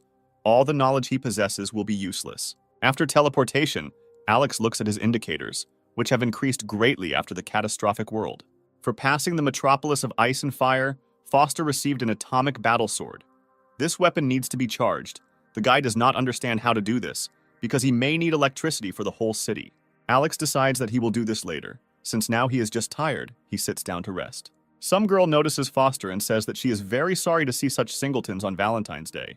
Her boyfriend notices that she shows too much compassion for people, and that loner doesn't even deserve the attention of such a beauty. The entire crowd of people pays attention to the walking figure. Someone notices that this is the most beautiful girl that anyone in this world wants to date. No one is her equal. Surrounded by a crowd of men, the goddess Maria Sparks appears with a glittering dress. Someone says that she should be in Europe now, and it is not clear why she flew to their city. Another guy notices that the son of the richest man in the city does not stop trying to woo her. Perhaps she changed her mind and decided to give him a chance. But to everyone's surprise, this girl approaches the same guy whom no one had noticed until recently. She says she brought coffee as he asked. Let him drink it before it gets cold. All the people around are in incredible shock. The goddess flew halfway around the globe to bring this bastard coffee. God, she just showed kindness to this homeless bastard by buying him coffee. He says that she is late and then invites her to sit with him. People around are wondering how Maria Sparks can be so close to this rogue. He says that he didn't know that dating her in the real world would be so difficult. She apologizes and says that she didn't expect everything to be like this. Alex takes Maria by the hand and says that they need to find another place. The girl blushes. They run into an alley. The hero presses the girl against the wall, causing her to blush excessively. People around them try to chase them, but they run past that alley, so the crowd quickly moves away from their location. She asks why he called in such a hurry and asked for a meeting. He says that she will soon find out everything. The girl asks why she is driving. Alex says that he simply does not have a driver's license in the real world. The guy says that they are going to his student meeting. She will have to pretend to be his girlfriend there. She blushes and says that she has never been in a relationship before, although it is not so important. Did he seriously ask her to fly halfway around the world for this? He says that she was already in them, to begin with, and she says that he again set up his 3,000 loop. And he also adds that this is just for one time, and he will tell her why a series of 5 blows of her family always fails on the last blow. She asks, is it true if he can fix this? When their mission is over, he will give her a solution. He says that after meeting his classmates, she will say that she herself pursued him and did not give up even after he refused her. Then, they finally came together. Alex puts his hands behind his head and says that it's just a game. Let her try to train with him, she agrees. But only this time. She says she admits that she was the one who pursued him even after he rejected her. But they finally started dating after she didn't give up and continued the pursuit, so please don't let him leave her. Onlookers say that the goddess also bows to someone. Another says that he cannot stand this life and throws his phone on the asphalt. She asks if his classmates are gathering here. He says that he was joking. And this is the largest trading center for the awakened in Asia. Here you can trade items obtained in the world of shadows. In addition, auctions are also organized here, in which different guilds participate. To join the auction, you need to be a high-rank awakened, which is why he called her. They enter the building. Everyone around does not understand what the goddess is doing here, and even in such company, is this guy walking too close to her. He says that they need to make it clear that he has no money at all, so he will have to rely on him to buy the items. She says that she knew that going with him was a bad idea. She says that she will stay today after all his girlfriend. Everyone says that they would dream of being in this guy's place, to be Maria's lover. Who is he? They walk through the shopping center of the awakened. Some person invites people to look at rare items from the world of shadows. Let them buy now, so as not to regret it later. Alex picks up what looks like a Rubik's Cube and asks how much it will cost. The seller says that the guy has a keen eye for goods. This is an A-rank item. A mechanical cube? You won't find this anywhere else. A-rank goods cost at least 800,000 coins, but he sells it for only 100. Alex says that this price is too high because it is just an ordinary accessory. The man says that the meeting is destined by fate, so he will give a 10% discount. This is the selling price. And the guy can also try to unlock this cube for just 1,000 coins. If he succeeds, then he can take it for free. Alex tells the girl to give him 1,000. She does it slightly dissatisfied. The man says that he will not return the money if he fails. Many people have tried. Even several expert-rank magic cube professionals came, but no one succeeded.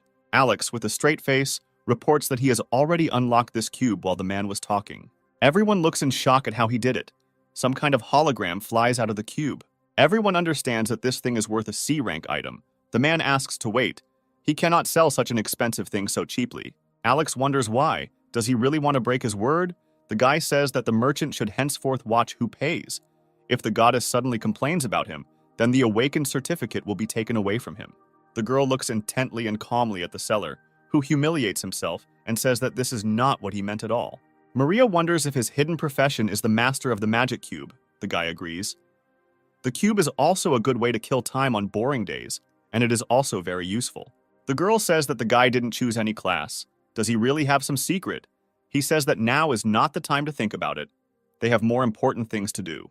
She sighs and asks if he doesn't need her to just pay for his things. Alex buys a B-rank Night Void Cinder, a B-rank Desert Wolf Pistol, C-rank Alpha Mutation Growth Pills, and a C-rank Pain Brass Knuckles. The girl says that she can no longer carry the things he bought. Onlookers think what a wonderful life this guy has. The goddess pays for everything he takes. Someone says that they never thought that an exceptionally brilliant goddess could be so in love. The girl says that he bought so many things at once. What does he plan to do with them now? Alex only says that soon she will understand everything. A man appears. He says that he and the goddess have not seen each other for a long time. She didn't even say that they were not strangers in this city. Maria asks in shock who this guy is. Alex just looks on impassively. The guy says that he is Robin Stone. the deputy leader of the Spider Guild. They once met with her along with the leader. The girl remembers that their guild is not even included in the world ranking 100, so she did not remember them. As for its leader Carl Johnson, she never talked to him. Why would she remember this guy? Robin says that he just came to ask why she didn't like Brother Sean so much that she chose this guy instead of him.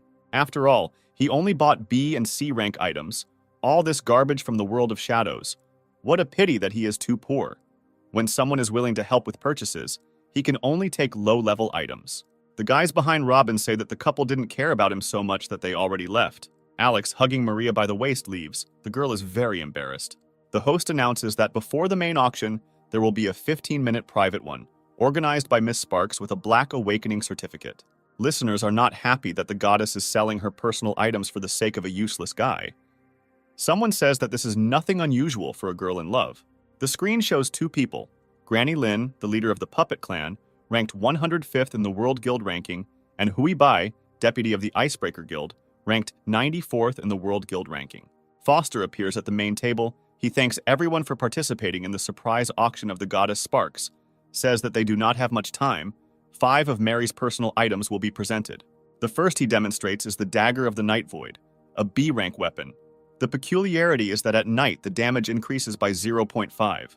The auction participants consider this dagger to be trash. They call Alex names, saying that he will destroy the goddess's reputation. Hui Bai agrees with everyone. Some begin to get up and leave so as not to waste their time. Foster reports that every item in the Shadow World has a chance of having a certain hidden trait, and all the items that Maria represents have it. Robin says that hidden features are incredibly rare.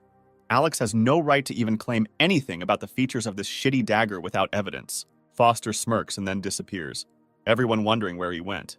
Alex appears behind Stone and puts a dagger to his throat. He tells the guy that the hidden feature of the Night Void dagger is the ability to hide in the shadows for 1.5 seconds. The number of uses of the dagger is 6 times. Spectators enthusiastically note that this dagger is the best weapon for assassins. It has 5 more uses left.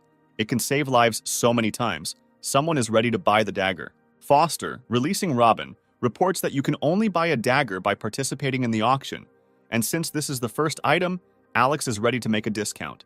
The starting price is 100,000 awakened coins.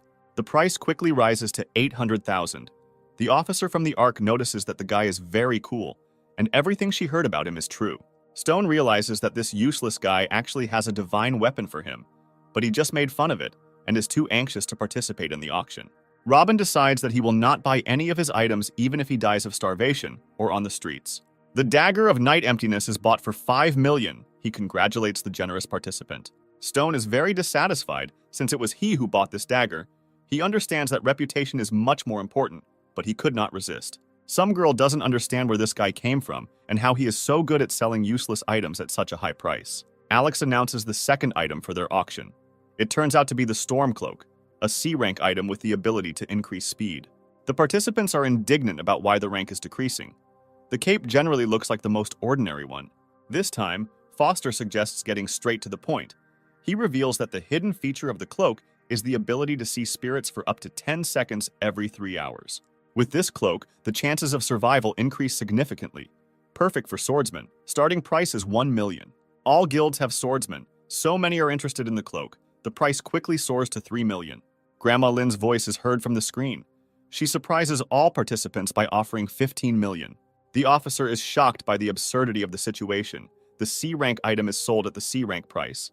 Alex hits with a hammer. The cloak is sent to the Puppet Clan.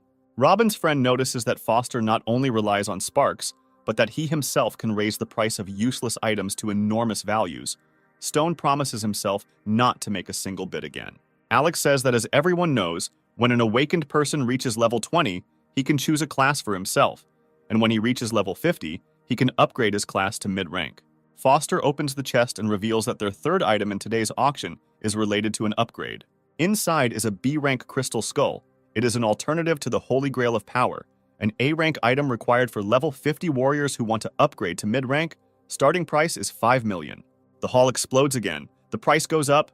The officer realizes how cool this item is and offers 10 million. Stone can't stand it and shouts that he's already offered him 15 million anyway. A war begins between Robin and the officer, overlapping each other's bets. They reach 25 million. But then Huey Bai enters their confrontation with a bet of 35 million. The whole room is shocked at such a high stake. Someone notices that Bai left, but for some reason returned again. Alex thanks Bai for the purchase and is about to demonstrate the next item. He says that he will show 2 items at once, and this will be the finale. Robin convinces himself that he will not place a bet, even if the item is divine level. Otherwise, it will turn out to be a dog. His friend believes that now 2 pieces of garbage will be presented. Alex first demonstrates an A-rank magic spirit ring that increases the power of magic by 3%. The hidden ability is an instant cast of mid-level magic that can be used once every 30 days. The second item turns out to be a C-rank ice flame potion, after using which heat and cold spread equally throughout the body. The hidden feature is that when mixed with 1 drop of the substance of revival magic, it can instantly fully restore mana. Maria thinks that the ring can be used by magicians up to level 80, for whom this item is a real cheat, and the ice flame potion is a very rare treasure for the magic class. Alex throws up his hands enthusiastically and says that this is the last chance to buy something worthwhile. The starting price is 10 million. Robin Stone, who had just promised himself not to do this, is the first to raise the bet. He offers 20 million. Granny Lin joins him from the screen with a bet of 30 million, followed by Hui Bai with 40 million. For many viewers, such an increase in the rate no longer leaves a chance to compete for items. Members of large guilds are too rich. Robin loudly announces a new bid of 45 million, but his rivals are not far behind. Hugh offers 50 million, Granny Lin 60 million. Stone can no longer resist these rich woke people from the screens. He doesn't have that much money. Hu Bai gives up. Alex begins to beat off Granny Lin's bet with a hammer, who is very pleased. On the third strike, an officer from the Ark bursts in and bets 75 million. Granny Lin admits the loss. The items are sent to the Ark. The officer really hopes that she will be able to please the leader with them. Alex bows and thanks everyone for participating in the auction of Goddess Sparks' personal items. After Foster leaves the stage, Alston's figure is projected onto her, saying that he must have arrived too late. Everyone is delighted with the appearance of the strongest awakened one in the world. The officer fearfully asks why he came here. Foster remembers everything he saw in the world of shadows, what the demon Alston did. He politely tells him that he hopes he will participate in the next auction of Spark's personal belongings, but the guy himself is just trying to calm down so as not to show Alston his true intentions. The savior demon turns to Alex and says that he would like to ask him one question. He asks if they have seen him before. Foster answers in the negative, but Alston says that he remembers everything that happened in the City of Dark Ruins. Alston moves away from the guy. They both replay the same night in their heads and break up. The demon destroys the city and kills absolutely everyone. Alex crawls out from under the rubble.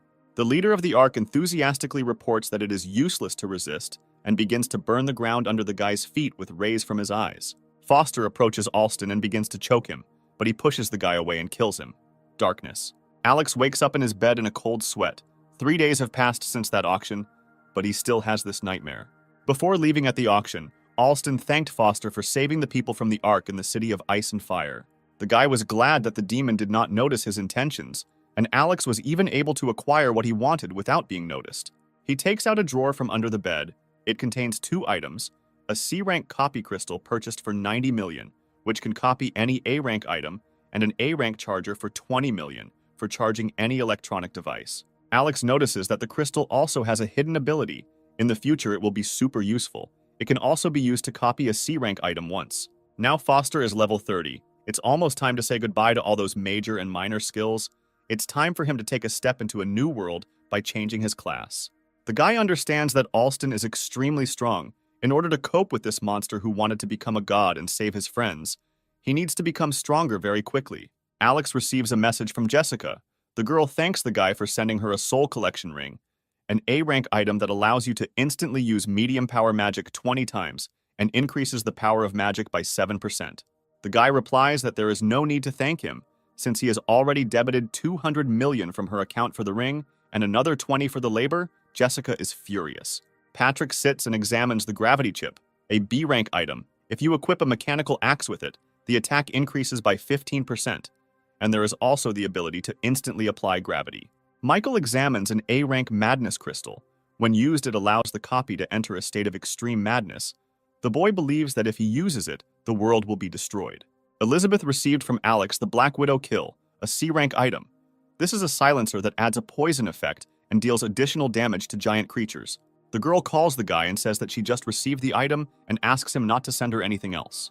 The fighter's subordinate, Anya, knocks on Alex's door and asks him to quickly go down with her, since her boss doesn't like to wait for others. Foster asks not to rush him otherwise. As soon as he becomes the husband of her director, the first person he will fire will be her. Alex is sitting in a limousine with Anya and her subordinate. The fighter asks why it's taking him so long. The guy replies that usually people are waiting to meet her, so he thought it wouldn't hurt for her to experience this feeling. Anya says that she is only helping him as payment for saving him in the city of ice and fire, and to pay off the debt for the top-level treasure with the lightning effect that he gave her. Foster realizes that the item is not so good, since he himself improved this C-rank brass knuckles. Fighter Anya says that now they are even, and Alex thinks she is too cold. The girl says that they don't know each other so well for such familiarity. She asks the guy to stop acting like that, as if they were old friends. The guy notices that he knows what color underwear the girl is wearing. She gets very embarrassed and calls the guy a bastard. All three are flying on a plane. Anya realizes that perhaps this ridiculous idiot is the most reliable person in this dangerous world. The subordinate doesn't understand why they transfer from the car to the helicopter over and over again. This guy is forcing the boss to spend so much money. What is he really achieving? And for what purpose besides? Anya treats him too well. Is she really going to go out marry him? Alex feels that the secretary is curious about what is going on here. He says that he needed to get here to carry out a very important task. The plane lands near some destroyed building. There are a bunch of workers on the site. One of the workers approaches President Anya, tells her that they dug day and night, so they managed to get to the bottom. Anya thanks him. Near the huge recess, the secretary asks the guy if this is exactly what he wanted, because Anya spent a lot of money on it. Foster throws his blue cube, which immediately disassembles, illuminating the entire passage. The guy says that some of the higher-level shadow gates only appear in certain places. Then he burps down and warns that there is no need to follow him. He will be back soon. Alex finds himself in a class world of shadows near the Tower of the Sage, which is very similar to the one in Pisa. An elderly man appears in front of him. All in white and with a blue staff, he greets the guy. Then a man with a red staff appears out of nowhere and negatively asks the awakened one why he is here. Foster replies that he came to the Sage's Tower because it is the only shadow world where hidden classes can be obtained. The man in black warns the guy that the mortality rate of people driven by greed in this world is 85%. The old man in white invites the reckless young man to look at the list of hidden classes. Of all the options, Alex chooses the classless one. The men are shocked by this choice. The old man notices that this test is the most difficult in the entire Sage's Tower. If he fails, the guy will be destroyed. Foster reports that he knows all this and asks to start the test. The old man shows the door and wishes the guy good luck. Alex leaves, and the men begin to discuss that among the thousands of people who previously took the classless test, only one managed to pass it using a C-rank item. The masters, looking after the guy, are still not sure that he will not be able to perform a miracle. The other says that he will definitely find his death here, and if he does not die on the first level, then he will be the servant of the second all his life. Heavenly Arena, the test of strength is about to begin. The test subject is asked to prepare. The victory condition is to defeat the unstoppable Cyclops. Alex was already ready for this. The monster rushes at the guy, using all its strength and swinging at him. The masters are watching the events taking place in the ball. The old man in white does not understand what is happening. The man in black thinks that this idiot is trying to outwit the Cyclops. He is simply digging his own grave. Alex lunges forward, landing a blow straight into the Cyclops' huge blue eye. After some machinations of the guy, the Cyclops is already flying flat to the ground in an uncontrollable fall. The winner stands in the destroyed arena above the defeated opponent. The test of strength is completed. The portal to the next level is open. The old man says that the boy dealt with the Cyclops in a rather clever way, and the man looks confused and says that before that, he meant that he would be a servant for an hour if the guy passed the first level. But if he passed the second level, then for sure for the rest of his life. Although he passed the first level using cunning, only true strength can help him further. The man says that hell is breaking out on the next level, and the guy slowly and stately walks into the portal. The time has come for a test of speed. Alex is asked to get ready. In the competition, he will need to race with the spirit of the wind, Sylphide, and win. When she runs, powerful whirlwinds will form if the test subject falls out of the way, but he will end up in damned hell. The wind spirit reaches the speed of sound in 5 seconds, and then its speed increases by 5% every 10 seconds. Not to mention that it is an awakened one, even without a class. Even if he is a top-level assassin who has invested everything in dexterity, he still cannot. If he can overtake the Sylph, he will go to hell. Alex gets into a low start position, ready to race with Spirit. Sylphid says that competing with a pathetic man is ridiculous for her, but it is also the greatest moment of his life, so let him remember it. The guy uses high-frequency vibration of particles on the Spirit. She is extremely furious about what happened. The man can't put words together. He says it's cheating. And the old man says that he used weapons from the technological world. And they didn't specify in the rules that the test subject should not kill an opponent, so it's not cheating. He is the only participant left in the race. No matter whether he is fast or slow, he will be the winner. The speed test is completed. Alex crosses the finish line. The teleport gate to the next test has been activated. The man in black says that this is not fair. He cannot pass the third test. If he wins again, then he will be the servant of the old man in white for 3 lives. He says that he does not need to do this. The test of wisdom will begin soon. Alex is preparing. 8 doors correspond to 8 ancient mysterious sealed objects. Time is 15 minutes. During this time, you need to unseal all the objects and get out of the cube, which will be completely swallowed up by lava.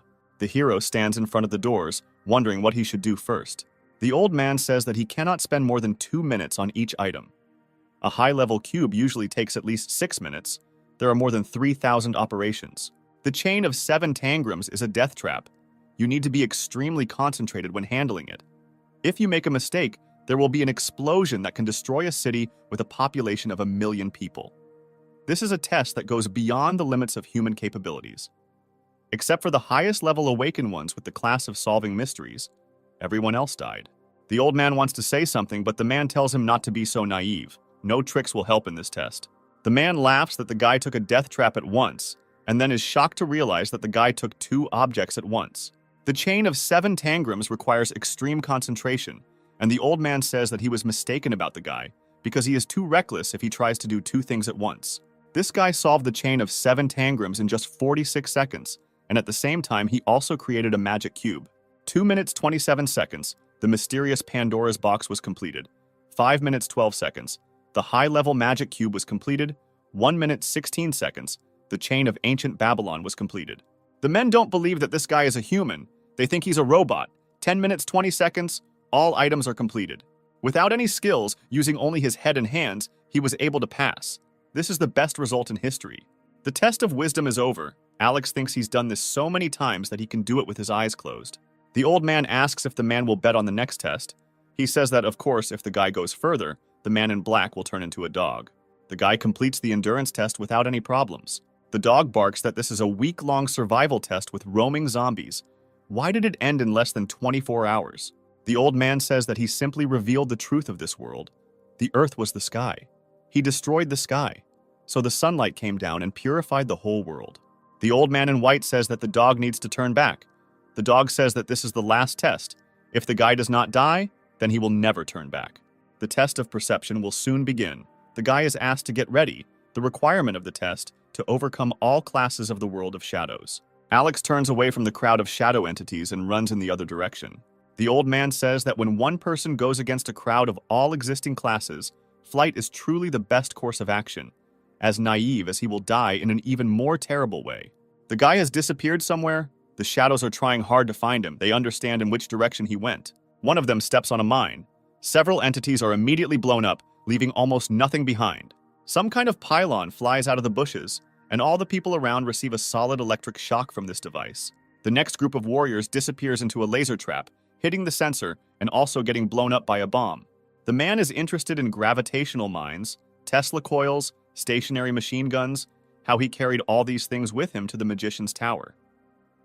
The old man says that the guy was very well prepared, as if he knew in advance how to pass all the tests. Alex jumps out of the bushes and attacks a group of fighters, cutting several of them with one blow. The man in black says that he has no more tricks left. Now he is nothing more than prey that is being hunted.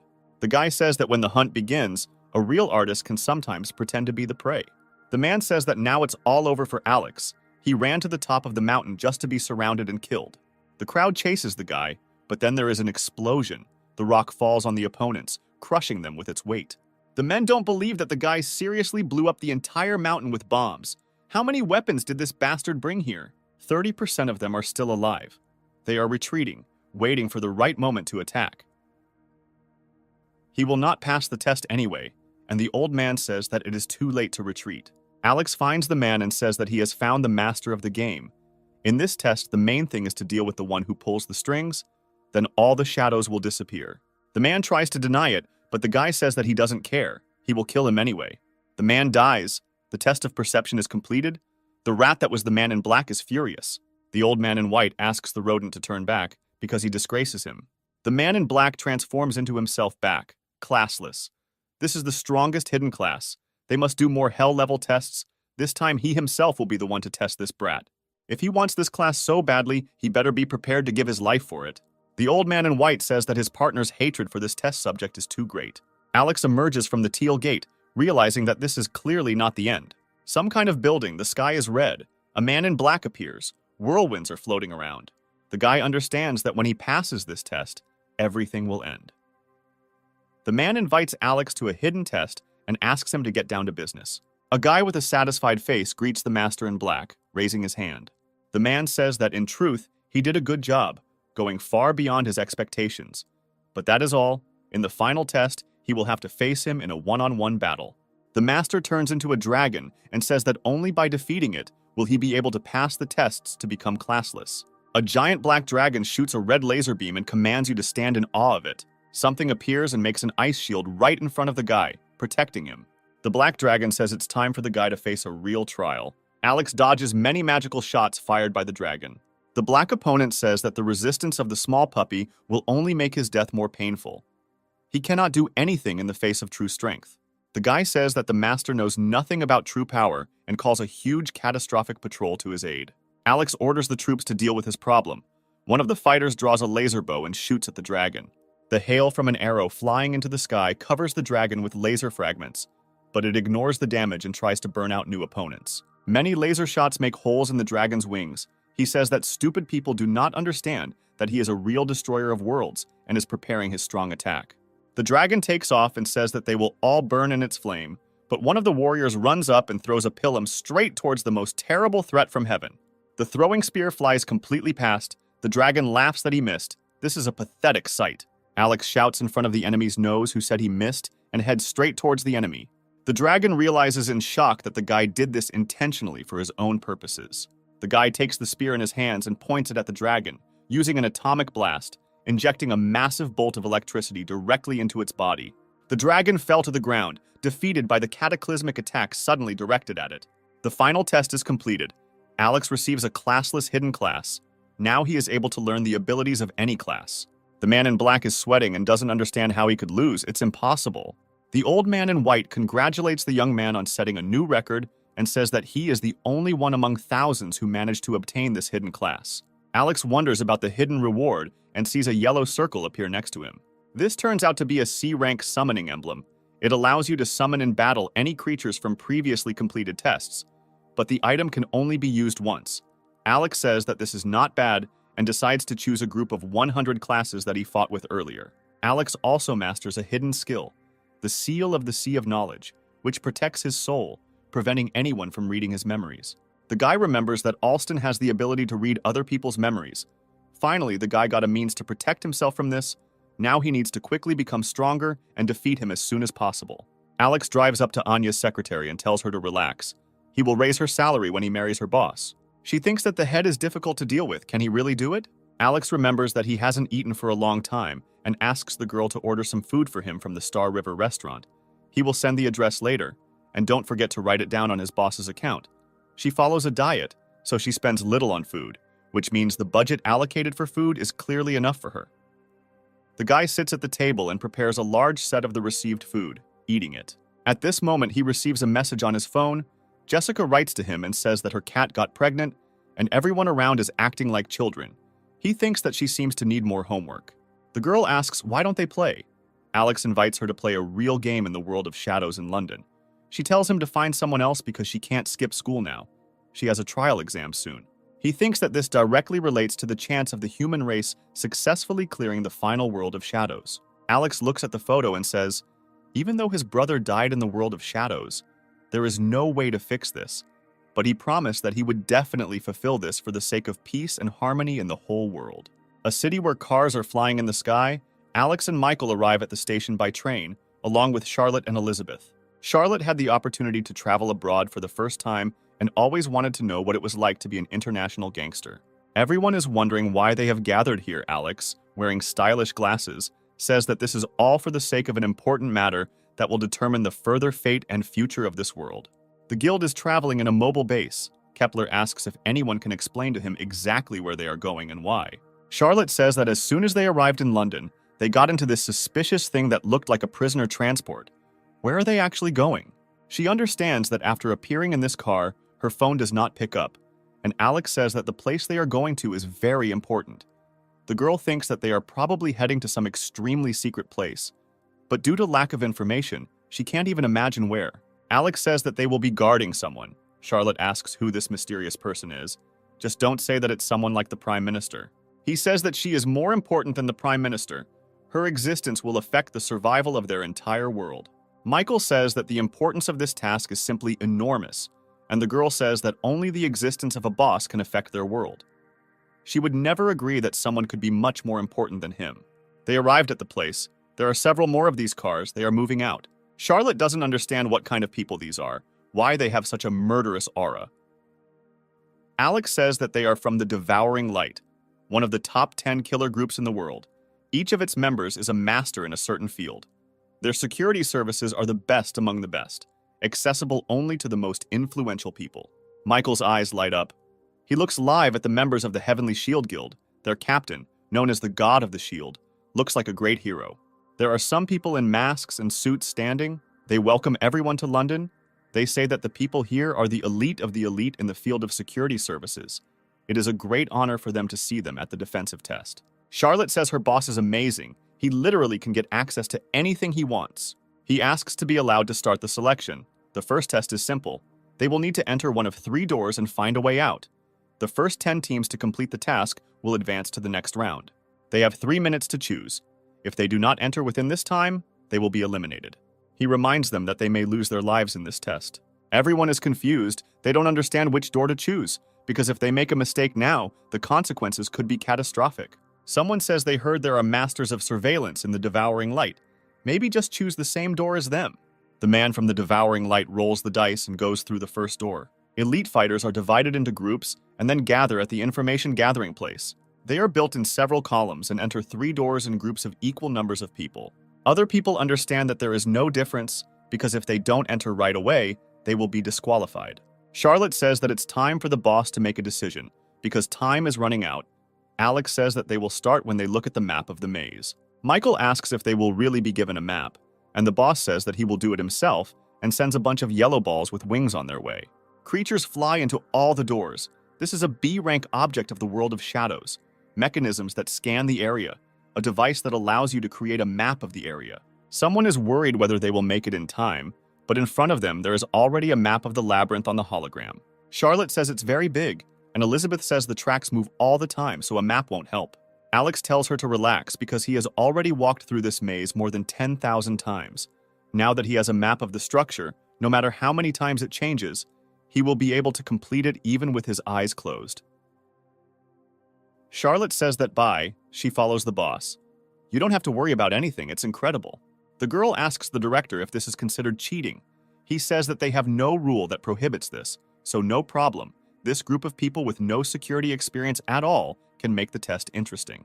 Subordinates believe that this bunch of foreigners are unlikely to be able to pass the test, and Alex's team enters the second door.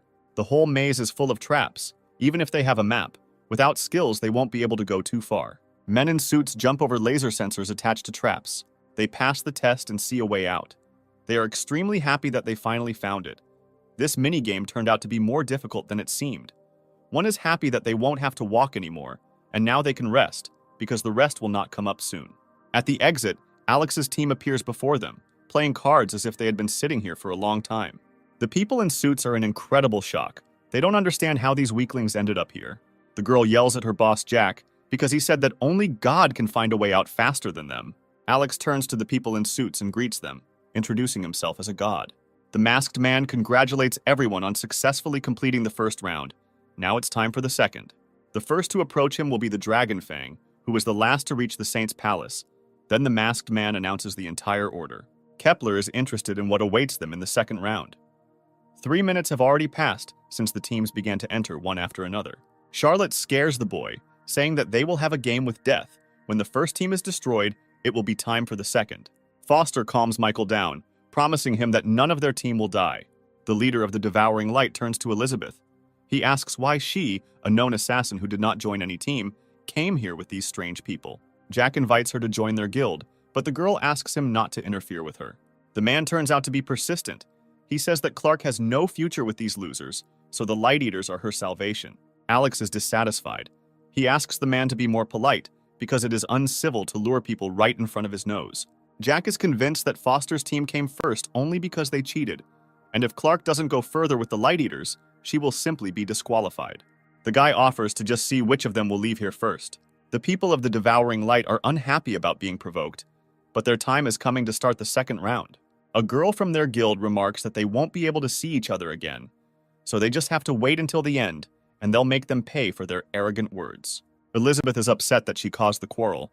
Alex calms her down, saying that these people are very unlucky. Finally, it is their turn to begin the test. They are very interested in what awaits them there. They lower themselves onto a platform, and a glowing disc appears above them, telling them that he is their target and needs to be protected.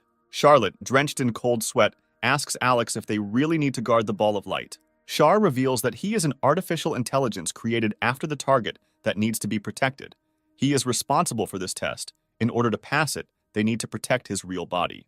Michael asks if his real name is Scientist. The ball apologizes and says that he cannot answer such a question.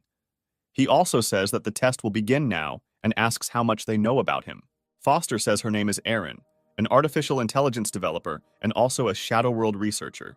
Alex also knows that she has combined the formula developed by artificial intelligence for the Shadow World. She can gradually calculate the development path of the Shadow World and its impact on their world. In other words, Erin can predict the future of the Shadow World, all of which is possible thanks to the OS financial organization founded by her grandfather. Intelligence notices that the information mentioned by Alex has not been disclosed anywhere because of Elix's grandfather's pocket watch. They can join the test. Erin asks the guy to tell him what her grandfather told him before his death. Foster says with a sad look that her grandfather just wanted to save the world. Elix also explored the world of shadows. 3 years ago, he sold his share in the OS financial organization to allow Erin to continue studying. He also asked Foster to protect his granddaughter because her research concerns the last trip to the world of shadows. And he also said that when people invade the world of shadows, he will also attack our world. And since the attack of people on the world of shadows will be very difficult, a specialist in the form of Erin is a very important figure. The ball notices that Elix trusted Alex very much. Elix also asked to tell Erin that she is not a tool, but his precious granddaughter, as well as a partner with whom he will save this world. The ball thanks for the information. Michael touches it.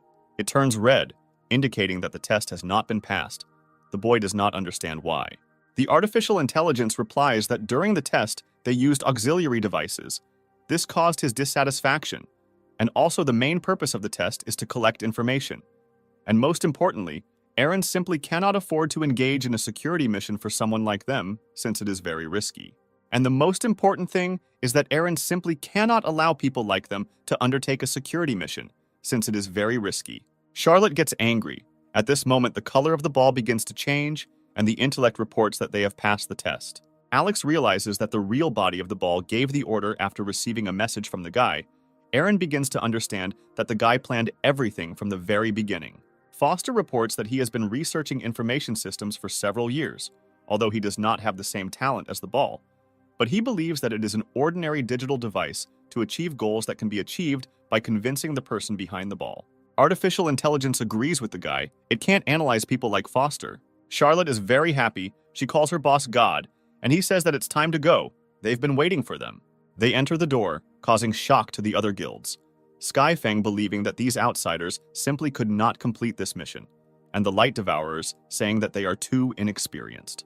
The masked man reports that Foster's team has been specifically assigned by someone to protect them.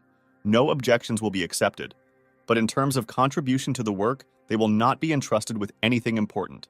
Alex reports that he is only interested in the opportunity to participate in this mission, as well as the reward for completing it. The rest is nonsense for him. The masked man briefly talks about the task. This is a 7-day security mission. During these 7 days, they must ensure the complete safety of the target. All this will take place on a large spacecraft near the Asia-Pacific Space Station. The Avalon spaceship is preparing to fly to the Mars space station. Everyone is asked to come on board. Charlotte finds it strange that even though they were paid a huge sum, they still haven't seen the one they need to protect. A flight attendant welcomes everyone aboard the spaceship Avalon. Charlotte notices that only gorgeous-looking girls work on board, and she offers to help Alex hit on one of them. There are a lot of people on Avalon. Everything looks like a real city. Charlotte is delighted. Michael asks the girl not to forget that they came for work. Then he notes that he has not yet seen any of the Light Devourers and the Heavenly Shield.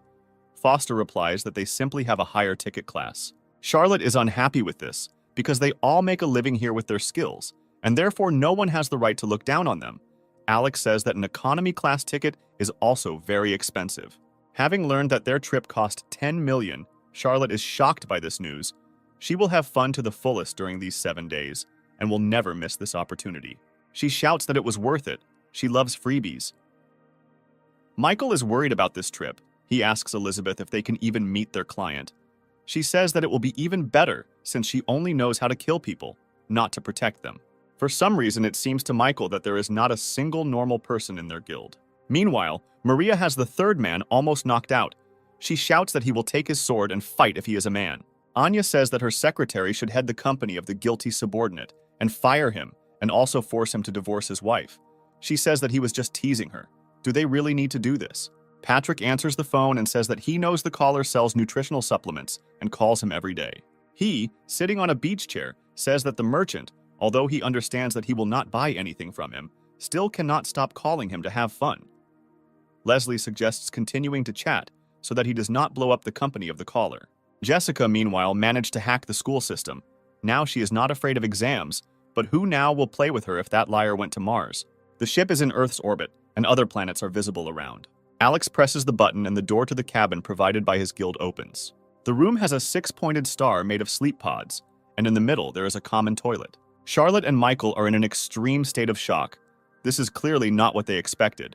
The guy says that they only have one room. As expected, they are being treated unfairly.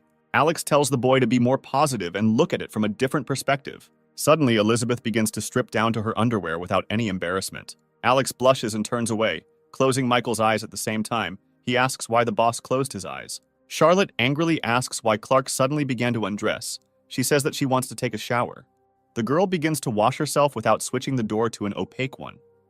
Charlotte does this for her with extreme embarrassment. She says extremely irritably that first the girl should have changed the mode at the door. Elizabeth is displeased and wonders why the girl is so worried about this. Charlotte says that she already suspected that she was a robot, but now she has even more evidence and wonders what Alex thinks about this. The girl turns around and sees that the boss is not here. She asks where he went, and Michael shrugs his shoulders in embarrassment. Alex talks to the artificial intelligence. He wants to see each other for the purpose of protection, but he says that the guy's guild is in reserve. The rest will perform protection until something happens to both teams and they meet. Only during a crisis, they use his team so that they need to wait. The head of the guild says that this is an old way of thinking. Why don't they make a deal? The artificial intelligence says that he is not interested in this boring activity with people. The guy asks him not to refuse without even listening. Alex says that he has information about all the passengers on the ship. With it, he will be able to analyze everyone, find out who poses a threat, which will help increase the level of security. The artificial intelligence asks if the guy hacked the system. He says that's exactly it. He can hack any system, including the interlocutor. But this concerns the future of their world, so now it will only protect and not harm in any way. So he asks to make this fair deal. The machine can't refuse the guy's offer. With this information, the chance of survival will increase by 15%, but he will only give him 30 minutes. That's more than enough. Charlotte wonders why the boss was gone almost all day, and now he has suddenly returned and gathered them here, where they are going. Alex says that they will now meet with the client. The people from the Sky Shield say that those losers have come. What are they doing here? They say that they will not let Alex's team participate in this mission. Fools like them should just stay away and not interfere. Charlotte tells the soldiers that from now on, her boss is here, now, and he asks to look at their schedule. The members of the respected guild don't understand. Did they really finish the work earlier? Shouldn't these guys be in reserve? Charlotte unceremoniously pushes the warriors aside and says that they are done with standing in the way. Now they decide everything here, and they must follow the rules, so the path follows the schedule. The guild members enter the room. They see Erin there. She looks like some kind of scientist. There are many monitors around. She says that they arrived later than she expected them. Alex understands that she was waiting for him. Michael is incredibly happy that he was finally able to meet the goddess of artificial intelligence, a legendary programmer capable of living forever, thanks to the use of machine intelligence. Charlotte slaps her hand on the back of the boy's head. She says that only their boss is the true god, and this girl is just a woman who works harder than robots. The girl says that since Alex learned about her from her grandfather, he must also know that she despises those who take the easy route. They were only given the chance to board because their grandfather personally asked them to do so. He says he doesn't care what she thinks of him. He's here because he accepted her grandfather's last request to help her achieve her dreams. She asks if the guy really knows what she dreams of. He says yes, and for this reason she must live until she graduates from the Shadow Artificial Intelligence 3.0 program. She says that this is true. With the end of the world approaching, death becomes commonplace. But until the completion of the Shadow Intelligence, she must remain alive. Shadow Artificial Intelligence is a program that can save their world. A concept invented by a girl and her girlfriend? This world has almost no time left. Only this program can save everyone. Alex asks if the girl can tell who is hunting her, but she says that she is not interested. She does not want to waste her energy on it.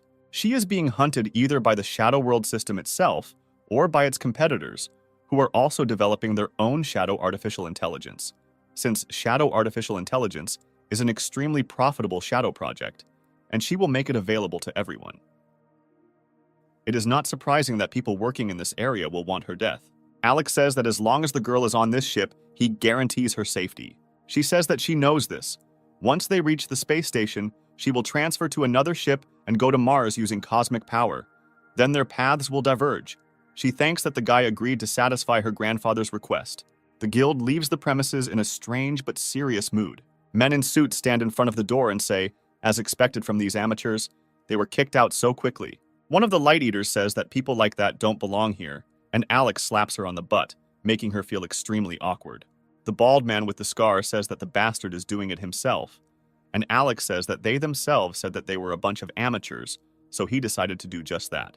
The offended girl shouts that today either his hand or his life will remain here, and another man points a laser pistol. Alex turns around with an arrogant, sly face. He says that any conflicts between teams are prohibited, otherwise the mission will fail, and this is just a warning. Jack tells his guild to calm down. They will return the favor when this is all over. The bald man tells them to start counting how long these scum have left to live. Charlotte makes an obscene sign to those who insulted her and sticks out her tongue.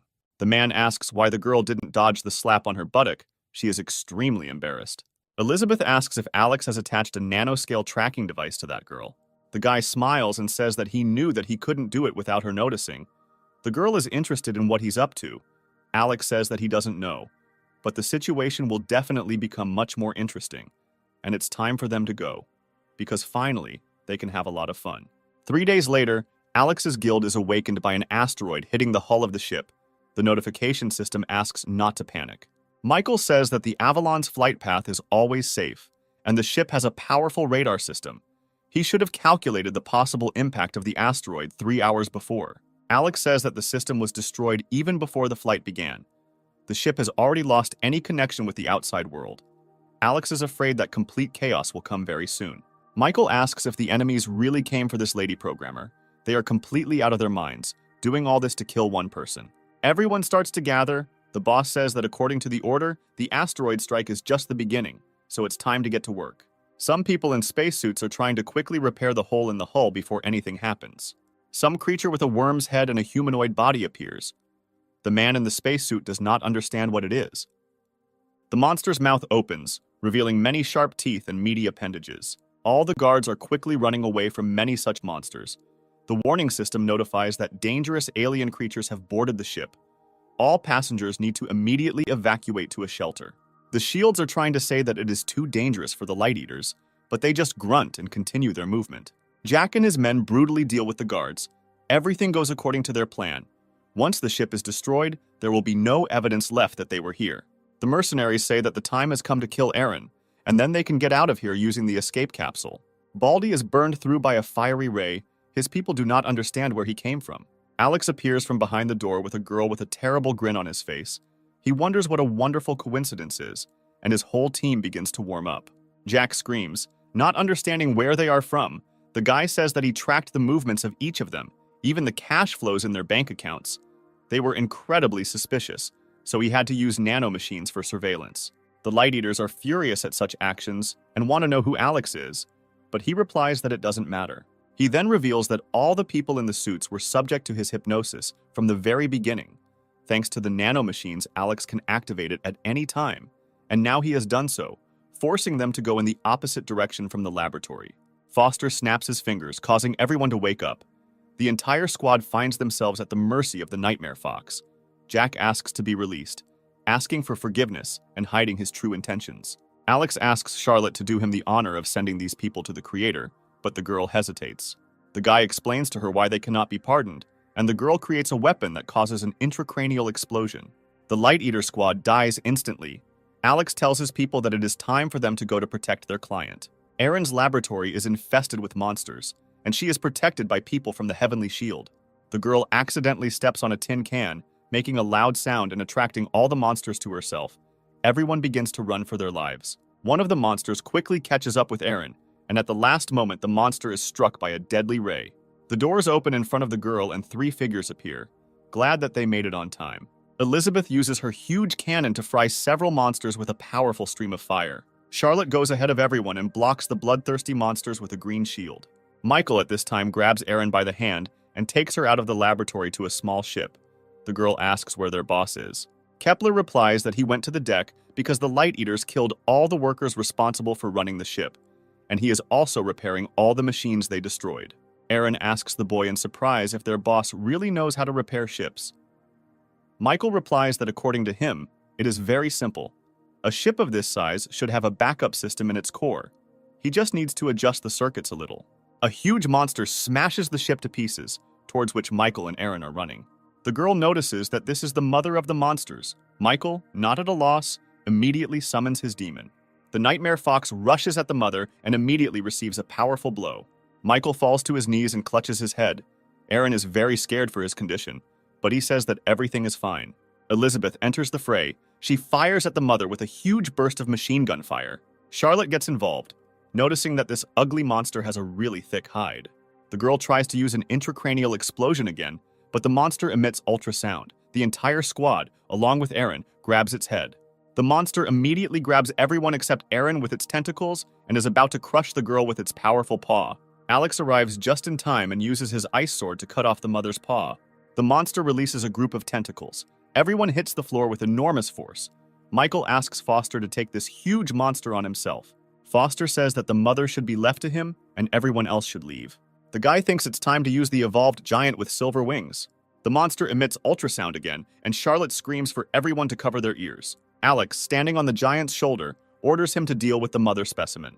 A giant with steel wings grabs the monster in one hand and throws it with all his might. Charlotte is delighted with her boss's powers as the battle rages on. Foster freezes the monster for a short time, giving the giant a clear advantage. He throws the mother specimen with such force that it breaks through all the layers of the ship and sends the monster into outer space. Alex immediately orders the Avalon system to immediately repair the damage caused with the help of nanobots. The hole quickly disappears. The entire squad exhales. Charlotte notices that they were very close to death. Erin is shocked that this eccentric was actually able to gain control of the ship's maintenance system, since this is his first time in space. Foster reports that although the ship can maintain itself, it does not allow for external communication, and it also does not have an autopilot system, so the guy himself will control it for the rest of the flight in order to safely deliver Erin to Mars. The girl asks her silent questions, to which the guy replies that he has really never been in space, but has gone through many years of training. He leaves saying that in any case, Erin does not need to stay here, she can rest, and when they arrive on Mars, he will let her know. Erin remains standing like a pillar. She is in shock and asks if there is anything at all that this guy cannot do, except for the creation of life. And where in the world could her grandfather find such a divine person?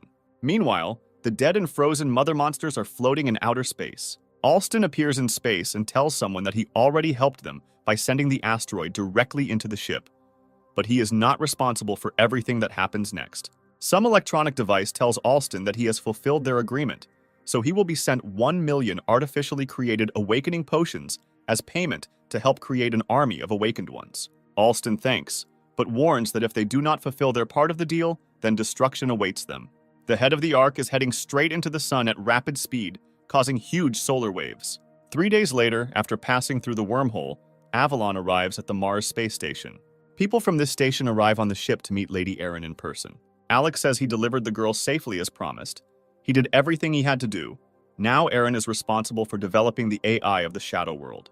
The girl promises to devote herself entirely to this matter, and then together, they will definitely find a way to carry out the final raid on the world of shadows. Lady Erin shakes hands with Foster. They say goodbye. The squad from the Martian station is waiting. Charlotte is delighted that today she witnessed the greatest moment in human history. The squad's mission completed. Kepler asks what they will do next. Alex reports that for completing the mission they were given a VIP class on the way back to Earth with unlimited access to all entertainment. So now it's time for the party. Foster and Charlotte are happy, but Michael is a little unhinged. Elizabeth looks out the window and thinks about her sister. She is glad that she was finally able to find comrades whom she can trust. She would really like her sister to meet them too. She is pulled out of her sad thoughts by Charlotte, who hurries the girl. 10 days after flying into space, Foster stands in the bathroom brushing his teeth.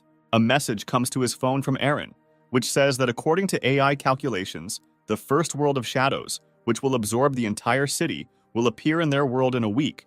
It is not yet known where this will happen. Alex is shocked. He knew that the world of shadows would begin to consume the world, but he did not think that it would happen so soon. As everyone knows, since the emergence of the Shadow Gate, many awakened ones have appeared who are forced to explore the world in order to become stronger. Accordingly, the world of shadows will also invade the real world. To be more precise, monsters from there will quickly break out into the ordinary world through the gates, bringing serious destruction to Earth. The main character understands that he needs to increase his level as soon as possible. He looks at his characteristics, which have improved slightly, while he understands that the enemies they will face will be much more dangerous. Alex needs to obtain a treasure that will significantly increase his defense, providing the greatest chance of survival. Foster chooses the world of shadows to which he and his squad will go.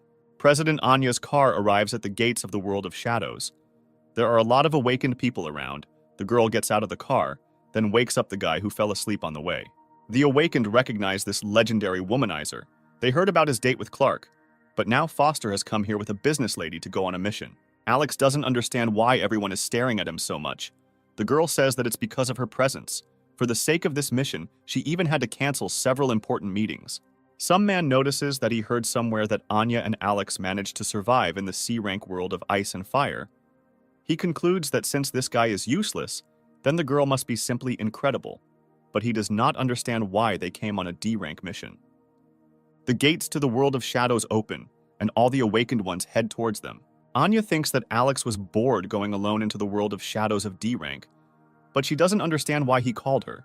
The guy asks her to calm down, since the end of the world could come at any moment. Foster says he decided to take Anya because she worked hard, and he thought he could take her so she could blow off some steam. The awakened find themselves in a world of shadows called Alien Ruins. Random heroes wonder what this place is. The difficulty here is low, but the storm scares one of them. All they have to do is reach the ship located in the north and survive until the afternoon, after which the boss of this world will die from the scorching afternoon sun, so it's time for them to get out before the storm buries them alive. Multiple heroes scatter in different directions to avoid becoming victims of the sand. Anya wonders if she and Alex will follow them. He says that of course not, because he is looking for something here. Foster tells her to grab a shovel so she can get to work, and she asks if he really brought her here to dig sand for him. He says that he needs to calculate the location of the object, so he will have to leave physical labor to her. For her help, he promises the girl an A-rank potion, the heart of the King of the Fist. The girl looks incredibly shocked. She doesn't understand how the guy knew that she was looking for just such a potion, how he could again put her in such a difficult position. He looks at the map and says that the next point is 100 meters away at 10 o'clock. Anya says that he is a sick bastard who treats her like mere labor. Alex tells her to stop complaining. He thinks things through and she does the physical work. They both work hard. She calls him a brat, that she didn't spend so much time and money on developing her body and gym equipment to dig here for him. A lot of robot zombies gather around the girl. Initially, this place was a technologically advanced world, but after the Great War, it turned into a barren piece of land. These monsters were local residents, but they mutated. Anya says that monsters are surrounding her, and there are more and more of them, should she move to another point. He tells her to continue digging, and he will deal with these enemies with his own hands. A ship arrives and shoots many zombies within the range of the guns, leaving them no chance. She says that he even prepared all these ridiculous devices. At the moment, she is really ready to believe that he came from the future. Alex tells the girl to concentrate on digging and not waste energy on talking. Let her go to the next point. For 4 hours, 500 meters. Anya, known as the Heartless Queen Tycoon, calls the guy a heartless bastard. All he does is exploit her. How much longer will he force her to dig? She is displeasedly interested in why the sick pervert does not answer her questions. Then he finds himself behind her and says that she called him so sweetly. Did she really miss her? Taken by surprise, the girl asks who would miss such a pervert anyway. Why didn't he just answer her now? She thought something happened to him. He says that there's nothing wrong with it. He just went to take a leak. He apologizes for making her dig for so long. He really appreciates her help. Now they can move on to the next step.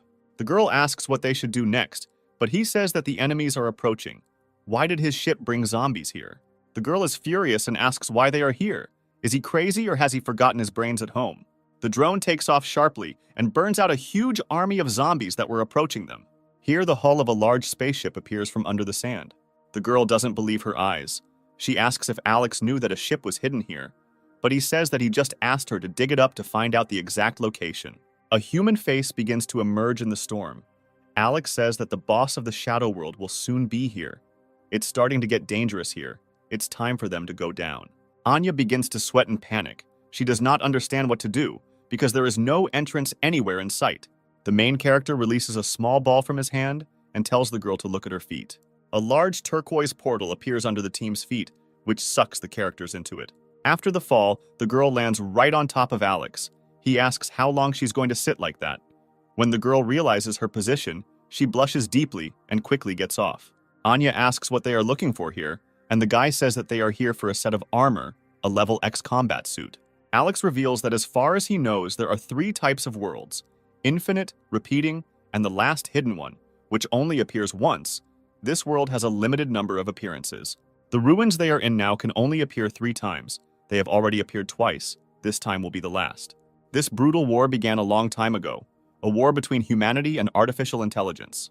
People who could not resist the machines created a new generation combat suit in the hope of defeating artificial intelligence, but it was shot down during delivery. Unable to win, people had no choice but to detonate a nuclear warhead, destroying everything around them.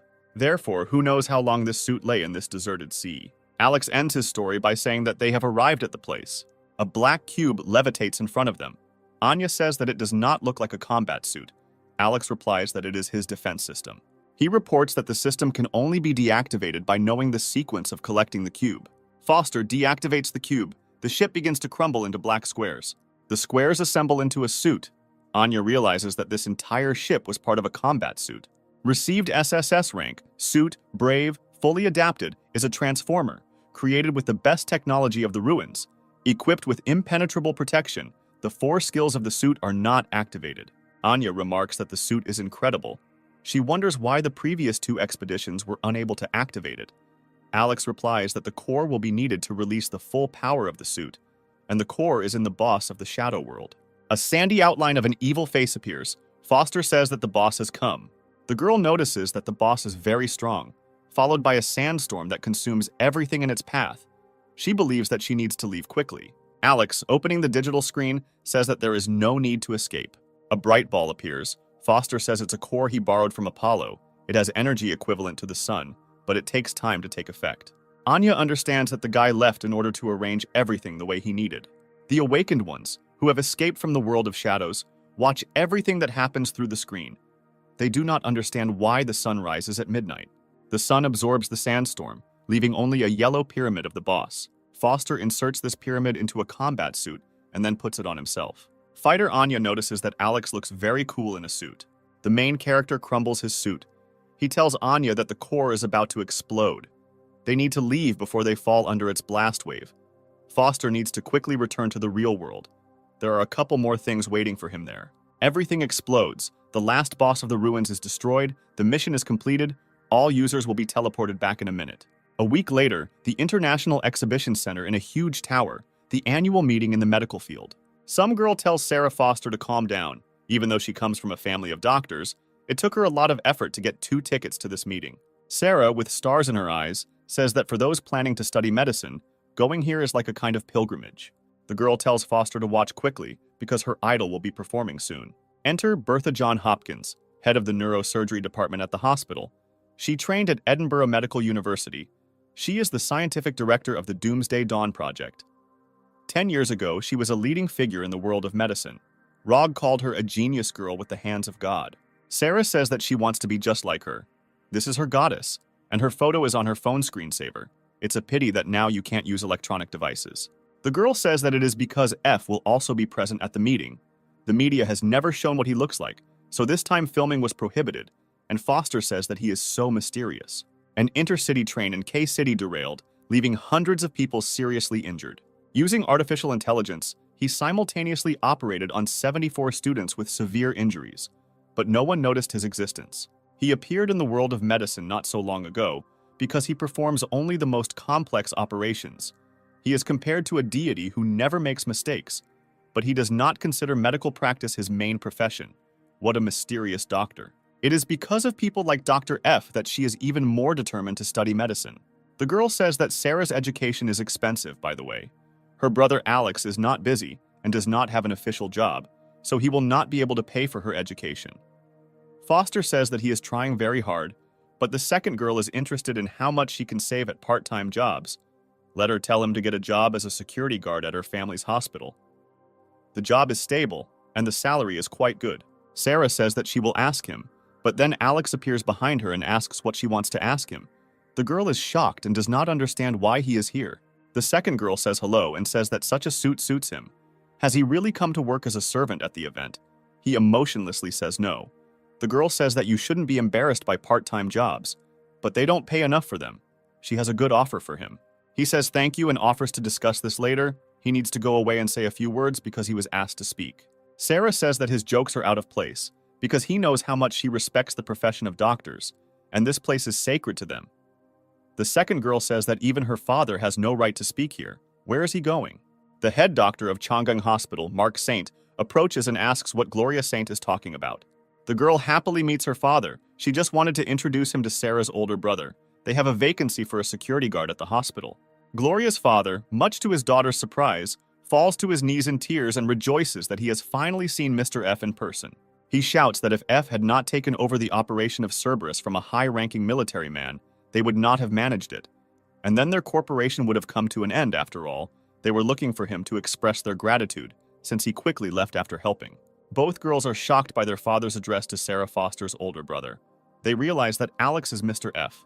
The guy says that he is simply interested in special cases of illness. He doesn't care about the fate of the doctor's family, so there is no need for thanks. They paid for the operation, so they don't owe him anything else. And Sarah's idol, Bertha John Hopkins, addresses Alex only as Teacher F. She approaches the guy and blushing says that he is her idol, and she wants to become her student. She has already looked at the records of all his operations, how she could contact him. He says no way because he is not interested in teaching anyone medicine. Dr. F is invited to the stage. He tells his sister that he will speak now and will explain everything to her when they return home. Berta falls to her knees in front of Sarah's stroller and asks for Alex's contact information. His sister finds herself in a very awkward position because her doctor is her idol. Gloria is very ashamed because she offered the doctor to work as a security guard for them. Alex stands on stage in front of the audience and says that he is honored to be here. He says that the organizer's last question was why he decided to study medicine. He was told that many people were interested in this. Foster says that he decided to study medicine in order to personally operate on his sister, and he has no other reasons. Then he turns to Sarah, thanks her for her care, and says that he loves her very much. All the spotlights are directed at the girl in the stroller. She blushes with shame. Alex walks down the street and reasons that once his sister goes through rehab exercises for her legs, he can perform the surgery. He was informed about today's event after 5 operations in a row, so he was already very tired. He takes out his phone, deciding to see what people have written to him over the past day. The first thing the guy sees is a message from Aaron, which was sent 24 hours ago. It says that the invasion site will be Tokyo, and this will happen within 24 hours. Alex understands that he has already missed that much. Foster hopes that there is still time left and quickly calls Jessica, but her number is unavailable. Alex runs past a huge screen where a crowd has already gathered and watches the latest news. The presenter reports that a gate of shadows has appeared in Tokyo. An innumerable number of monsters have already emerged from them. A huge panic has begun in Tokyo. This is the first invasion from the world of shadows. The guy clenches his fists. He understands that the destruction of the capital of Japan is inevitable, but he really hopes that Walsh will survive and wait for him. A correspondent based in Tokyo reports that the TV signal has been interrupted, so they continue to broadcast live from the phone, but it will probably not work for too long. A huge eagle carries a long train through the air in its paws and then drops it on people. The correspondents manage to escape. Now they are hiding behind the carriage. They continue their report, reporting that 100 evil spirits have come out of the gate. Legendary demons can be seen everywhere. A multi-headed black snake has settled on the Tokyo TV tower. The Great Raven Warrior is now in the skies over the Ginza area, setting houses on fire. A girl in a huge fluffy dress froze huge blocks. Automated troops are rushing from different parts of the country to Tokyo, and advanced units have already entered into a fierce battle with the evil spirits. The correspondent doubts that they will be able to save the world from disaster. The residents of Tokyo make their position clear by fleeing madly. While running across the bridge, people notice egg-headed zombies in the water who want to taste human flesh. They get out of the water and attack people. The troops, who arrive almost on time, shoot the monsters. The powerful 5th Squad of the Tokyo Cybernetic Resistance begins its work. They begin to look for survivors, the first to find a man who miraculously escaped from the zombies. But this man is already infected. His eyes and mouth glow green. He shoots a beam and kills the rescuer. Then the squad stumbles upon a reporter who has been infected by a tree with human faces. In order to kill him, they must use an incendiary shell. The tree with its roots destroys everything around, including a huge skyscraper, leaving only one girl from the squad. Realizing that she is finished, she kneels and thinks about her grandmother, whom she will never see again. Here, a tree with human faces is struck by a light explosion, and someone takes the girl by the hand. Jessica turns out to be the savior. She puts the girl on her broom, and the two of them fly away. Walsh brings the girl, upset by the death of her friends, to the roof of the building. The sorceress calms her down, saying that they will both still be able to meet their grandmothers. A girl from the squad, Carolina, asks where Jessica's grandmother lives, and she replies that she was lucky and went to New York for negotiations. Walsh looks at the red fireball and remembers her boss saying that something very dangerous will happen this year. She regrets that Alex is away now. Carolina is also sad that her boss is not around, because he is strong and could save everyone. Jessica turns to the girl and remarks that it wouldn't hurt for them to save themselves first. They notice a huge spider girl under their building, crushing cars with her legs. Carolina notices that they are now in a place that is closest to the Shadow Gate. This is now the most dangerous zone of Tokyo. It is full of evil spirits that cannot be avoided. The girls do not understand how to get out. They fly on a broomstick again. Caroline explains that about 600 meters from them, there is an underground shelter. There they will wait for help, and someone's leader will save them. There is chaos in the city, a lot of lights. Some huge toad in beads is holding the captain by the head in the air. Her subordinates understand that it's all over. Everyone will die. The toad is about to eat the captain, but the girl manages to throw a grenade into the monster's mouth, and it explodes. The captain survives. Her subordinates understand that the girl deliberately allowed herself to be grabbed in order to throw a grenade into her mouth. Everyone asks Captain Green how she feels. The girl replies that her wounds will soon heal and everything will be fine. She says that they all need to get out of here together, but someone notices that they are surrounded by monsters and they won't be able to get out. Green gives the order to fight to the end, even if they all die here. Then Foster appears on a motorcycle. He shoots all the monsters at great speed. Then he gets closer to the monsters and continues to shred them with various weapons. Green's subordinates notice that they don't know this guy, but they can already tell that he is very strong. Alex stops right next to Green and says that he has come to pick her up. Green believes that the guy is confusing her with someone and refuses help. Foster reports information that he knows about Dina Green. She is 25 years old. There is a mole on her left buttock. She beat up a guy in high school. 5 years ago, something happened that the girl keeps a big secret. The subordinates mistake Alex for their captain's boyfriend. They are shocked, as they have never heard such information. Green warns the guy that if he says another word, she will kill him. Foster, with a calm face, says that if Dina wants to save her partners, then she should get on a motorcycle. The girl asks how this guy knows so much. He says that now is not the time for explanations. Dina asks the main character how he managed to kill so many monsters. The guy replies that he also has his own secrets. A huge crowd of monsters runs after the motorcycle, screaming wildly. Alex blows up the monsters, informs Green that her partners are now safe. The girl is pleasantly surprised. She tells the guy that they have never met, and she doesn't understand how he can know so much about her. Foster replies that they survived together in the city of dark ruins, and Dina told him all these things herself. The girl decides that the guy is lying. The main character says that it is difficult to explain, but he can definitely say that they are comrades in arms in many parallel worlds. The guy knows that Dina never remains in debt. He asks the girl to help him find one person for saving her partners. Green gets down to business. Fortunately for the guy, although the entire internet in Tokyo has died, their encrypted system still continues to work. After a while, Dina finds information about Jessica. She is mentioned in the records of the Battle of the 5th Squad. She saved the girl. Alex asks to find out her location. Green is sure that they went to an underground shelter, but it is not a fact that they are safe. A few minutes later, the location of Caroline and her savior appears on the map. They are still not far from the gate. Dina tells Alex that the whole of Tokyo is now divided into 3 zones, and they are in the zone of maximum danger. Alex asks what the division is based on. In the zone of maximum danger, there are the most evil warriors and the fewest evil generals. In the next zone, Death, there are more evil generals, and occasionally you come across evil kings. There are about 10 evil kings in the Hell Zone, and maybe an even higher level monster. Foster warns the girl that if they meet the king level, they can now only escape. And if the legendary level appears, then Tokyo will be instantly wiped off the face of the earth. But the guy still invites the girl to cross the Hell Zone. She agrees and uses her screen to plot the route. Then Dina notices a chase. A motorcycle is being pursued by zombie samurai of the general level. Alex decides to speed up and tells the frightened girl to hold on to him tightly. One of the samurai destroys a high-rise building, overturning it directly onto a motorcycle, and the second throws cars at those escaping. Foster confidently dodges, but the zombie samurai catch up with the motorcycle. A building appears ahead. There is no passage! Alex shouts to the girl to hold on tight, and he lifts the motorcycle into the air and continues to move at the same speed up the wall of the building. Alex suggests splitting up. Dina jumps off the motorcycle, saying that she will now deal with one of the zombies. The guy manages to attach the girl with a long rope, as she is too impulsive. Green says that she is like that because she is very confident in herself. Dina uses celestial execution and kills the zombie samurai with one precise blow.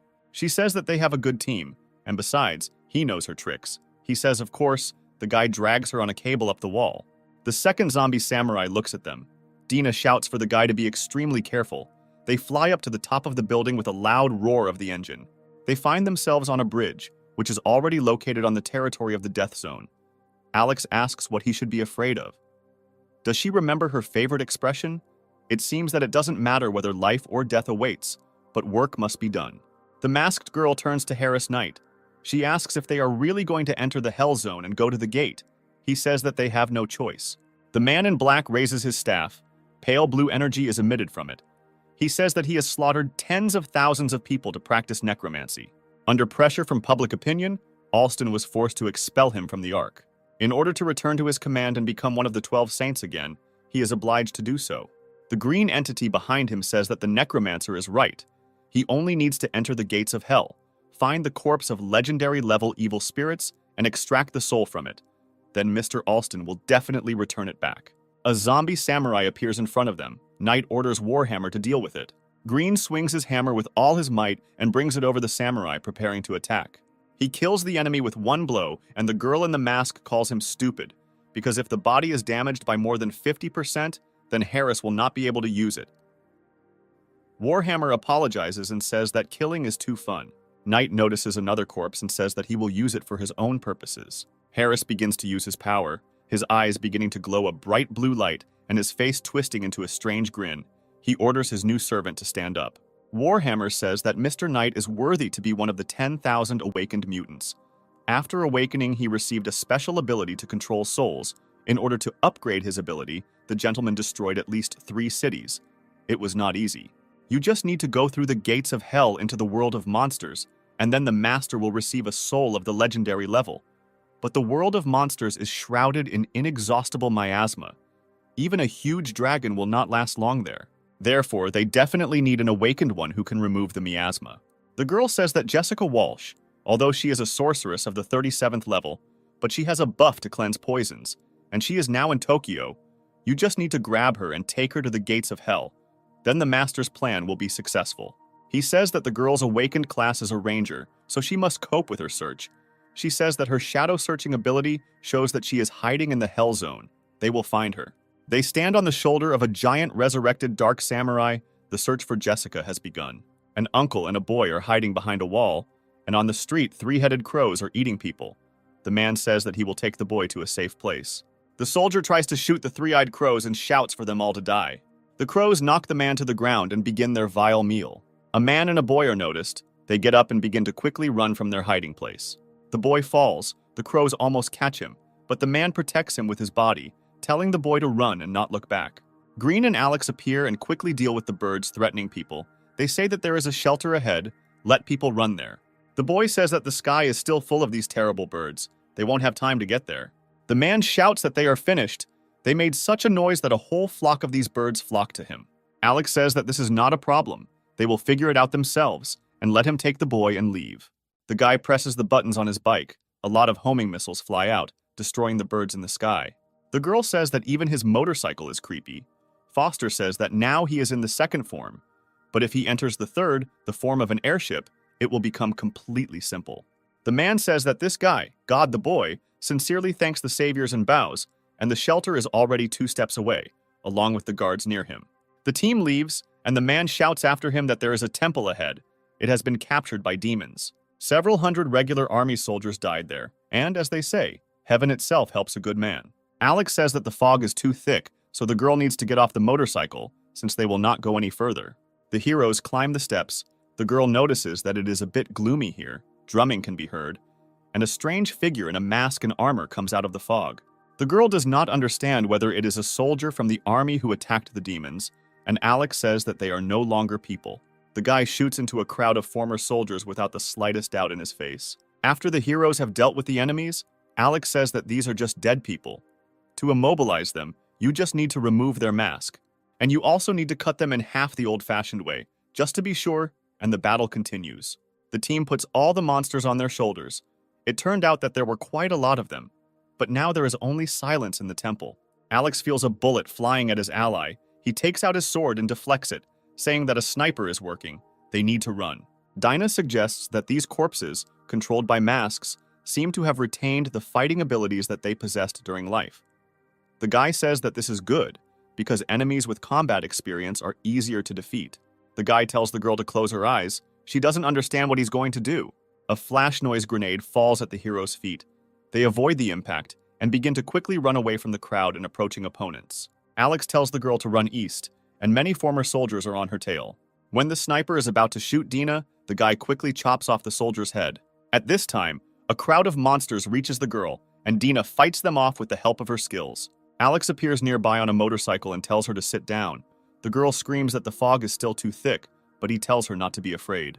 The guy says that he has already drawn a map of this area, so he can get out of here using automatic navigation. Dina asks who he is. He seems to be young, but he looks like someone who lived for 100 years and then returned from the future. Alex sets fire to all the enemies behind him, and the girl says, even though he is very mysterious, she is extremely calm to be his companion. He says that she is calming down too early because they have not yet found the one who controls these creatures. Someone appears behind them and begins to destroy everything around, and the girl notices that, judging by the destructive power, they are being chased by someone who is at least at the level of a king. They cannot cope with him. Alex, with an indifferent and emotionless face, tells the girl to hold on to him tightly because he is accelerating. The girl screams that he is catching up with them. She does not understand what to do because they don't even know who it is.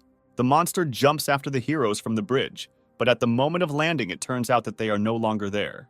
The motorcycle releases some ropes from itself and binds Otakamaru. Alex catches the girl and tells the monster to save his strength, because when his motorcycle is in super gravity mode, the king monster cannot move it. The girl, blushing, asks if he can let her go from his arms already, because she feels awkward. The guy says that he will borrow her sword, because an ordinary one would not withstand even 1 blow, but her spirit sword will withstand more than 500. The girl says that he obeys only her, and besides, this monster is too fast. Alex leaves, and Dina shouts after him that even if the monster is tied up, he still can't handle it alone. The guy fights a king-level enemy completely on equal terms. The girl understands that Foster is successfully fighting a royal-level monster. He even calmly repels the enemy's attacks, although no, he predicted all of Otakamaru's attacks. This guy has serious combat experience. Although he is not yet 20, he looks like a 100-year-old great master. But no matter how experienced he is only level 30. The difference in speed and strength between him and Otakamaru remains insurmountable. If this continues, he will die. She must help. And the monster is already preparing a laser strike from his eyes. The girl doesn't understand why the bitter rivals just stand and look at each other. Has Alex gone crazy? The monster tries to strike a series of blows at Alex, but misses at the moment when the hero swings and strikes with high-frequency vibrating particles. The enemy falls into two parts and evaporates, leaving nothing at all behind. The girl says that Foster has completely lost his shame, fighting together with a motorcycle, and he says that the main thing is victory. For victory, Alex receives the C-rank Otakamaru sword. It is extremely sharp and can release a warlike spirit, and has a super speed mode. Foster also receives Otakamaru's mask, which can quickly restore his body. Alex realizes that the high-frequency vibrating particles must be charged with each use, and he needs to prepare a new weapon. The girl takes the masks in her hands. The guy tells her to take it, since the mask's abilities are great for Dina. Foster notices that green is different from the others, because everyone would consider the mask disgusting and would not take it. Dina says that Alex is also an unusual guy. He reports that they are an ideal couple. They get on a motorcycle and rush to the Hell Zone, where they can find Jessica. The motorcycle enters the Hell Zone. The guy has a very concentrated face. He dreams that Walsh will wait for him. A lot of people have gathered in underground shelter number 21. Some kind of roar is heard. Everyone is afraid. Jessica and Caroline are also there, the girl is afraid. And little Walsh calms her down, explaining that a large monster just passed nearby. Carolina says that soon there will be nothing left of this zone, as well as of them.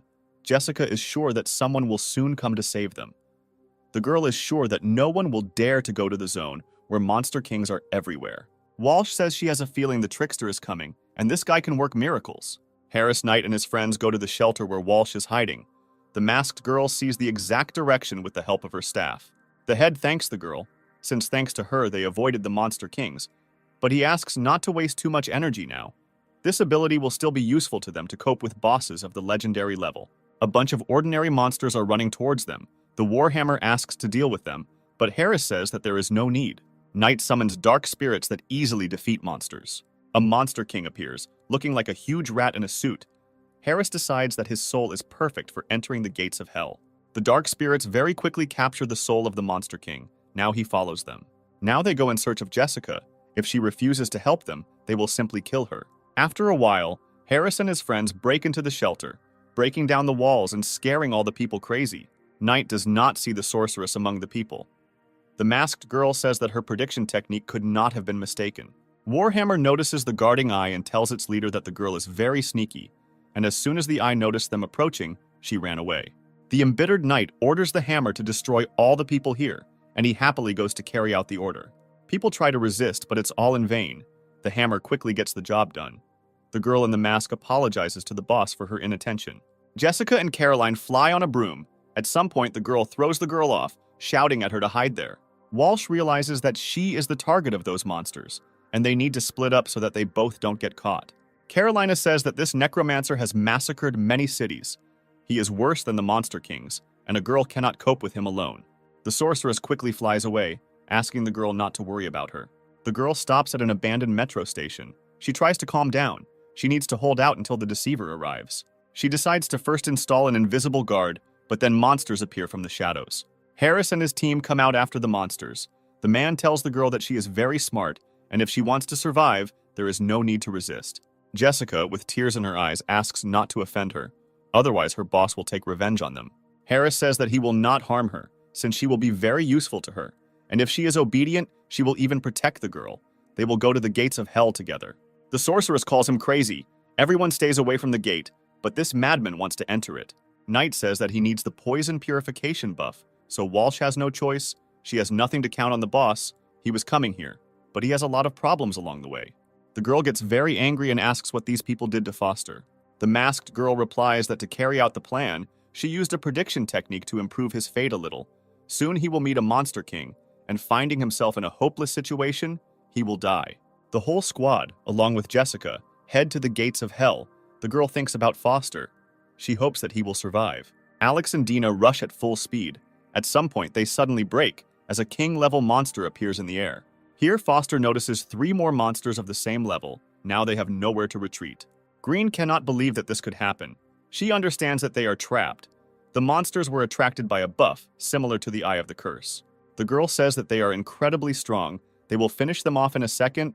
This time they are definitely doomed, Alex reassures the girl, saying that he is not so easy to kill. Alex reads some kind of spell, and multicolored glows appear around him. The Eye of the Curse manifests and then explodes, now destroyed. Green cannot understand how Foster was able to get rid of the terrible curse by combining only basic skills. The guy grabs the girl by the hand and they run away.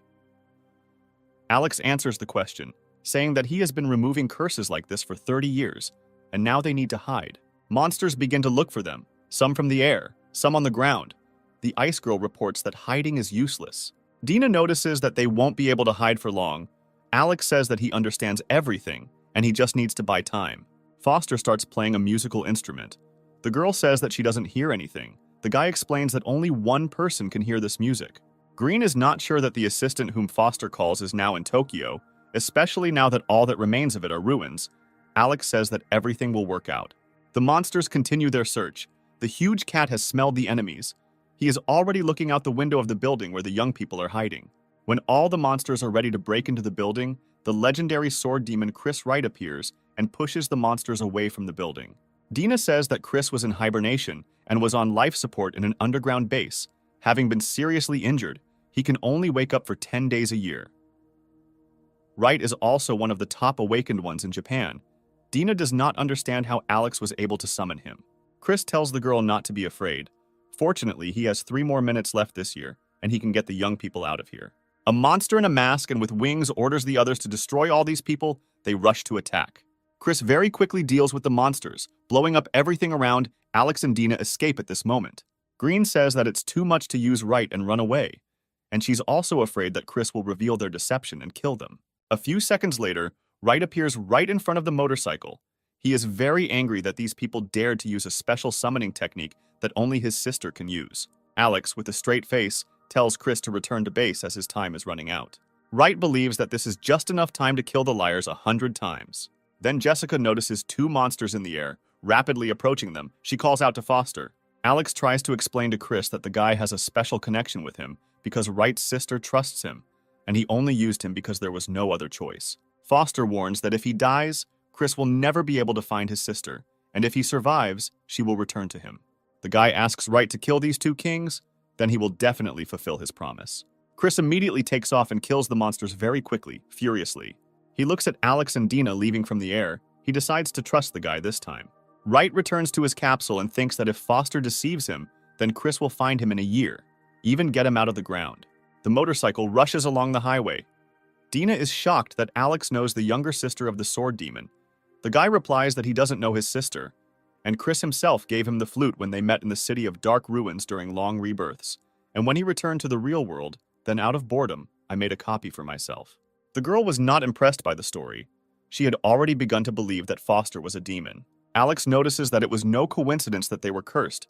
He realizes that Walsh and the others are in danger. He tells the girl to get ready. The real fight is about to start. They arrive at the shelter, where they find many corpses.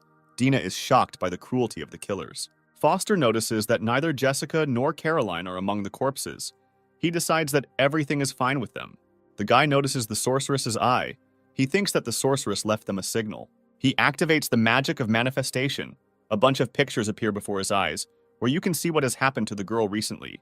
Dina, with tears in her eyes, concludes that Caroline is safe, but Alex's friend has been kidnapped by Harris Knight. Foster doesn't know who he is. The girl says that he is a notorious necromancer. He used to be a Capricorn among the 12 saints in the Ark Alliance, but Alston expelled him for slaughtering an entire city. Dinah also talks about his subordinates.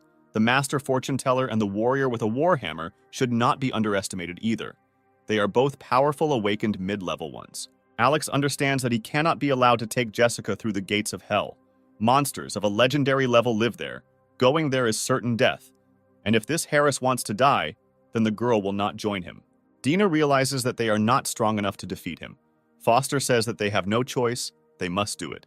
Harris, with his friends and Jessica, quickly makes their way through the monsters to the gate. Jessica wonders if everything is okay with Alex. In the staff, she sees him safe and sound. The girl in the mask notices that her curse was lifted and reflected. She is shocked that this young man was able to use the Demon King to retaliate. The girl was glad that her boss was alive. Meanwhile, the squad approached close to the gates of hell. The monsters try to block their path, but Harris orders the shadows to kill anyone who gets in the way. 4 demons appear here and have powers superior to those of the squad. Harris realizes that this is not a curse. Since he sees their souls, these 4 demon kings are just an illusion. He orders an immediate retreat. Otherwise, they will be killed by their own attacks. The girl in the mask notices that an illusionist of at least an average level is capable of this. This is a rare class. There are only 3 of them in the whole world, and there is no way they could end up in Tokyo. Night is about to get out, but suddenly everyone notices mid-level magicians on the roof. Harris notices that there are more than 100 of them, and all of them have no souls. They are just puppets. The demon does not understand who can control the puppets of the awakened of all classes. Dina and Alex are standing on the roof. The girl asks the guy how he was able to summon so many awakened ones, because he is clearly not a summoner. The girl says that she passed the test of the Sage's Tower, where she received a summoning sign. It allows you to summon people of all clans once, but their strength is at the initial level of awakened ones. Green makes the assumption that Foster is a secret class holder who single-handedly possesses limited user skills and badges, and she also knows that only by raising the badge level by 1 can one summon so many mid-level awakened ones. Alex says that the girl is quite smart, and now is the time to attack. He raises the badge and orders her to attack. From all sides, the squad is attacked by a variety of awakened ones, some with weapons, some with a bow, some with magic. The warrior with the hammer does not understand how awakened mid-level puppets can bring them to such a state. The masked girl says that this is because the person controlling them is too strong. He combines their classes as efficiently as possible, which increases their combat power by 5 times. At the height of the battle, Alex is near Jessica, grabs her, says that they need to run. She is glad that he finally appeared. Warhammer notices them. He tells them that they won't escape so easily, and uses the Thunderhammer's instant kill technique. The hammer comes down with such force that it destroys everything, causing a huge explosion. Dina believes that the guy has gone mad. He has gone crazy to save his comrade. He will not survive the fatal blow of an awakened level 70. The smoke from the explosion clears to reveal Alex in the legendary costume, followed by a little girl. Dina knows that after activating this suit, she can protect herself from a fatal blow. Harris is glad that Foster has finally come. He laughs and raises his staff. Wright strengthens his spirits. They step on the guy and the girl. The demon orders them to give up their souls. Green realizes that they are trapped by the enemy. She is afraid that this time they will not be able to escape. Harris orders the spirits to kill everyone except the girl. He still needs her. The battle begins. Foster easily repels the attacks of huge, strong spirits. Jessica regrets that she ruined her boss. She tells him that he should not have come to save her. Foster says that if she is ashamed, then later she can repay him by becoming a devoted tool. Dina asks what they should do, because there are too many enemies here. They will kill them. Alex says that there is only one thing left to do: take a risk. Maria Sparks appears behind the masked girl, shocking her enemies. She breaks the staff, through which the girl could foresee. All the spirits begin to disappear. All attention is drawn to Maria. Dina asks who it is that has appeared. Sparks, with a confident face, reports that no one dares harm her comrade. Maria approaches Jessica and asks if she is okay. The girl replies that yes, she was saved by a deceiver. Foster notices that Maria is truly his patron goddess. She always appears when needed. Maria asks the guy to reduce his flattery. Dina did not expect that Noble Sparks would attack from behind to save the guy. Maria points to the girl and asks Alex who she is. The guy introduces Green as a friend in arms. Green is unhappy that before this the guy called her Candy, and now she has become just a friend in arms. Harris addresses the insolent people who dared to kill his subordinates. He promises to bury them next to them. He uses his staff to summon a skeleton and orders him to kill everyone here. The giant skeleton rushes to attack. Dina reports that it consists of the resentment of the people whom Wright once killed, and even the sword of a high-level awakened cannot stop it. The monster turns out to be close to the guy. Maria shouts to him that there is no need to hide. It's time to use his trump card. Alex notices that the girl knows him very well. He takes out a dragon shadow from his glove. Everything begins to burn. A huge black dragon with many heads appears and immediately rushes at the warrior with a hammer. Dina realizes that the guy sacrificed 100 mid-level awakened puppets in order to use the unusual ability of one of them to move in space. Forcibly transferring here, a multi-headed dragon from the Tokyo Tower. Maria asks the guy if he is confident in his abilities, if he can control the dragon. Harris is shocked that this scoundrel used the Eye of the Curse to force the Demon King to attack them. He does not understand when this guy managed to pull all this off. Alex points the huge snake at the skeleton, saying that this is his last target. The dragon releases fire and then rushes at the giant skeleton, but he is sure that he can easily kill the Demon King. The battle begins. Dina sees that the skeleton is superior in strength to the dragon and invites everyone to take the opportunity to escape. The skeleton uses its final blast. Everything goes up in flames.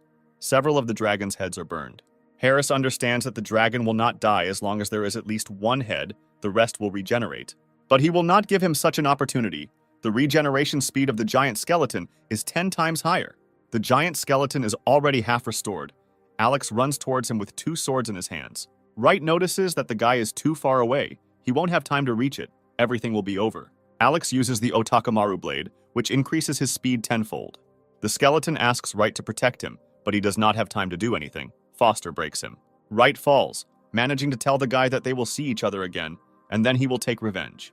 The guy believes that they will not see each other, since he knows that Wright can parasitize in a shadow beast and with half a soul, and then come to life when conditions become favorable. Thanks to this, Harris has already avoided 3 deaths. Foster says that this time the rebirths will end. He is going to take over his innate ability and take away all the shadow beasts. Alex gains a special absorption ability that allows him to take away the innate abilities of those who are dying or unable to resist. He also receives Harris's only ability as an awakened person of the highest level to control shadows. It allows him to extract a shadow from the dead, turning it into his own. Having taken the ability, the guy also received 1 shadow of the beast. He invites her to go finish this fight. Foster approaches the corpse of the peak-level Demon King and causes his soul to awaken. Target level too high, extraction failed. Alex tries again and receives the same message. Alex concentrates and tries to awaken the 8-headed dragon once again. The Demon King awakens. All his heads are on fire. His eyes glow red. Dina notices that this guy inspires fear in her. He copes with all the enemies one by one. Everything goes strictly according to his plan. He is invincible. Jessica, with glowing eyes, tells the girl that the Deceiver is the most unusual strongman. You just have to get used to it. The girl sees a helicopter in the air and waves to it. Alex informs everyone that they are now flying away from the city. The 5 of them are sitting in a helicopter. Caroline looks at Alex, Maria, and Jessica and says that they look like a family. Sparks laughs it off, saying that no one would want to have children with him. Caroline asks how Jessica is feeling, but she is already asleep on Maria's lap. 3 people in black cloaks are standing in front of a huge door. One of them doesn't understand what's going on. Alston has been locked up for days. Has some important event really happened that will change the world? Alston is sad about Wright's death. He considers him his most loyal subordinate. He knows what Harris was going to do to return to the ranks. A cruel demon promises to make his enemies pay with death. He understands that the culprit is Foster, a demon who is going to first win his favor and take advantage of him to the maximum, and then bury him. Alston opens the door and orders his 3 subordinates to bring Foster to him. He is going to do everything to raise him as his successor. In the toilet of a supermarket on some island, Alex is talking on the phone, saying that he is very grateful that Mr. Alston showed him attention. Some 2 guys who overheard the conversation decide that he is a deceiver or a pretender. Who is he anyway, since the leader of the Ark appreciated him? Alex says that he will definitely come himself when he is ready to fight with him on an equal basis. He is asked to wait a minute. The guys from the toilet think that this deceiver has a good imagination. He acted out a scene of refusing Alston right in the toilet. A hologram of Alston appears in front of Foster. He says that he will wait for him and believes that it will not take much time. Alex agrees. The leader of the Ark hands him a fist. The guy repels it with a smile. The guys were shocked by Alston's appearance in the toilet. One even wet his pants. Foster did not expect that the demon would begin to get closer so quickly. The guy understands that if he fails to subdue him, he will soon attack. Now the guy's priority is to make everyone stronger. He needs everyone to upgrade to an average level. Alex walks around the supermarket with Charlotte and Michael. The boy asks the boss if he really refused Alston. The guy confirms.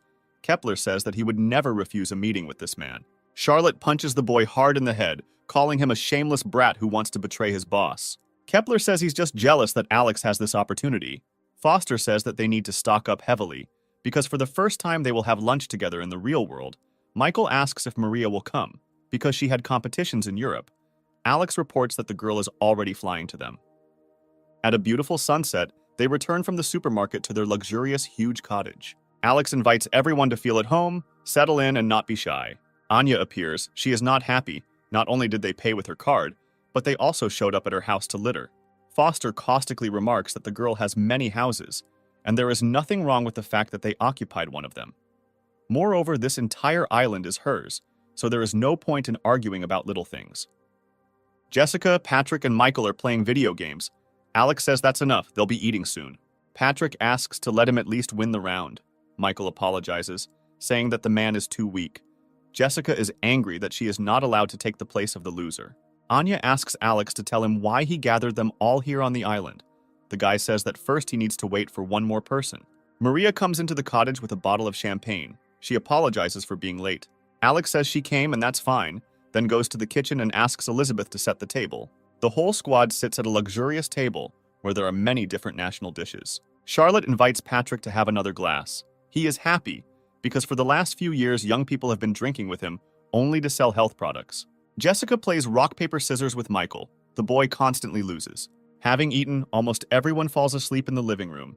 Elizabeth washes the dishes. Walsh helps her. Maria went out onto the balcony and looked at the waves. Alex came out to her. The guy says that they need to talk. Sparks, blushing, says that she is not ready. Foster sees that the girl misunderstood him and says that he meant that they need to go to the world of shadows together, since everyone needs to raise their level to intermediate. Maria exhales and agrees with the guy without any problems.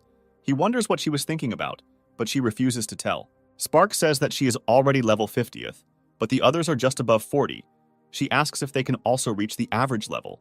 Alex says he can do it easily. He wants everyone to get at least level 50th and change classes. Anya sneaks up and throws her hand over the guy. She says that as far as she knows, everyone levels up differently, so she's not sure that everyone will be able to change class in one world. Alex says that this is a special world, and there is only one entrance there. The girl approaches the guy even closer and says that if he succeeds, she will reward him. Maria drags Anya into the house, saying that she has had too much to drink and needs to sleep. But the girl claims that she will reward Alex anyway. Jessica, watching what is happening through the window, sighs and says that being a woman is scary. I wish she would never grow up. The entire squad rushes somewhere along the waves at high speed, breaking the sea waves. On the rock, there is a large gate, about which the guy spoke. A large number of people crowded around it. Michael is surprised that there are so many people here. Anya says that she made inquiries. Everyone believes that this is a large and valuable shadow world, with more than 3 SS-level treasures inside. The team disembarks. The other awakened ones are extremely excited by their appearance in this place. They notice that even the goddess Sparks is here. How beautiful she is, even better than in the video. Thanks to her, the guild went through fire and water. One of the awakened ones is very jealous of Alex. He can be next to such a strong swordswoman. Michael notices that many strong awakened ones have gathered here, and Elizabeth draws attention to the presence of the big 3 light eaters here. One of the Assassins Guild asks Alex how people from his guild died on board the Avalon. Someone seems to be hiding this data. Alex says that since the assassins failed the mission and died, it means they weren't capable enough, so why ask? Patrick shouts that their dead comrades shouldn't have interfered with the members of his guild. If they really wanted to fight, then they should do it to the end. A member of the Light Eaters smiles sarcastically and invites them to go back to the world of shadows and have fun there. Just at this moment, the gate opens. Everyone is trying to get there as quickly as possible in order to seize the initiative.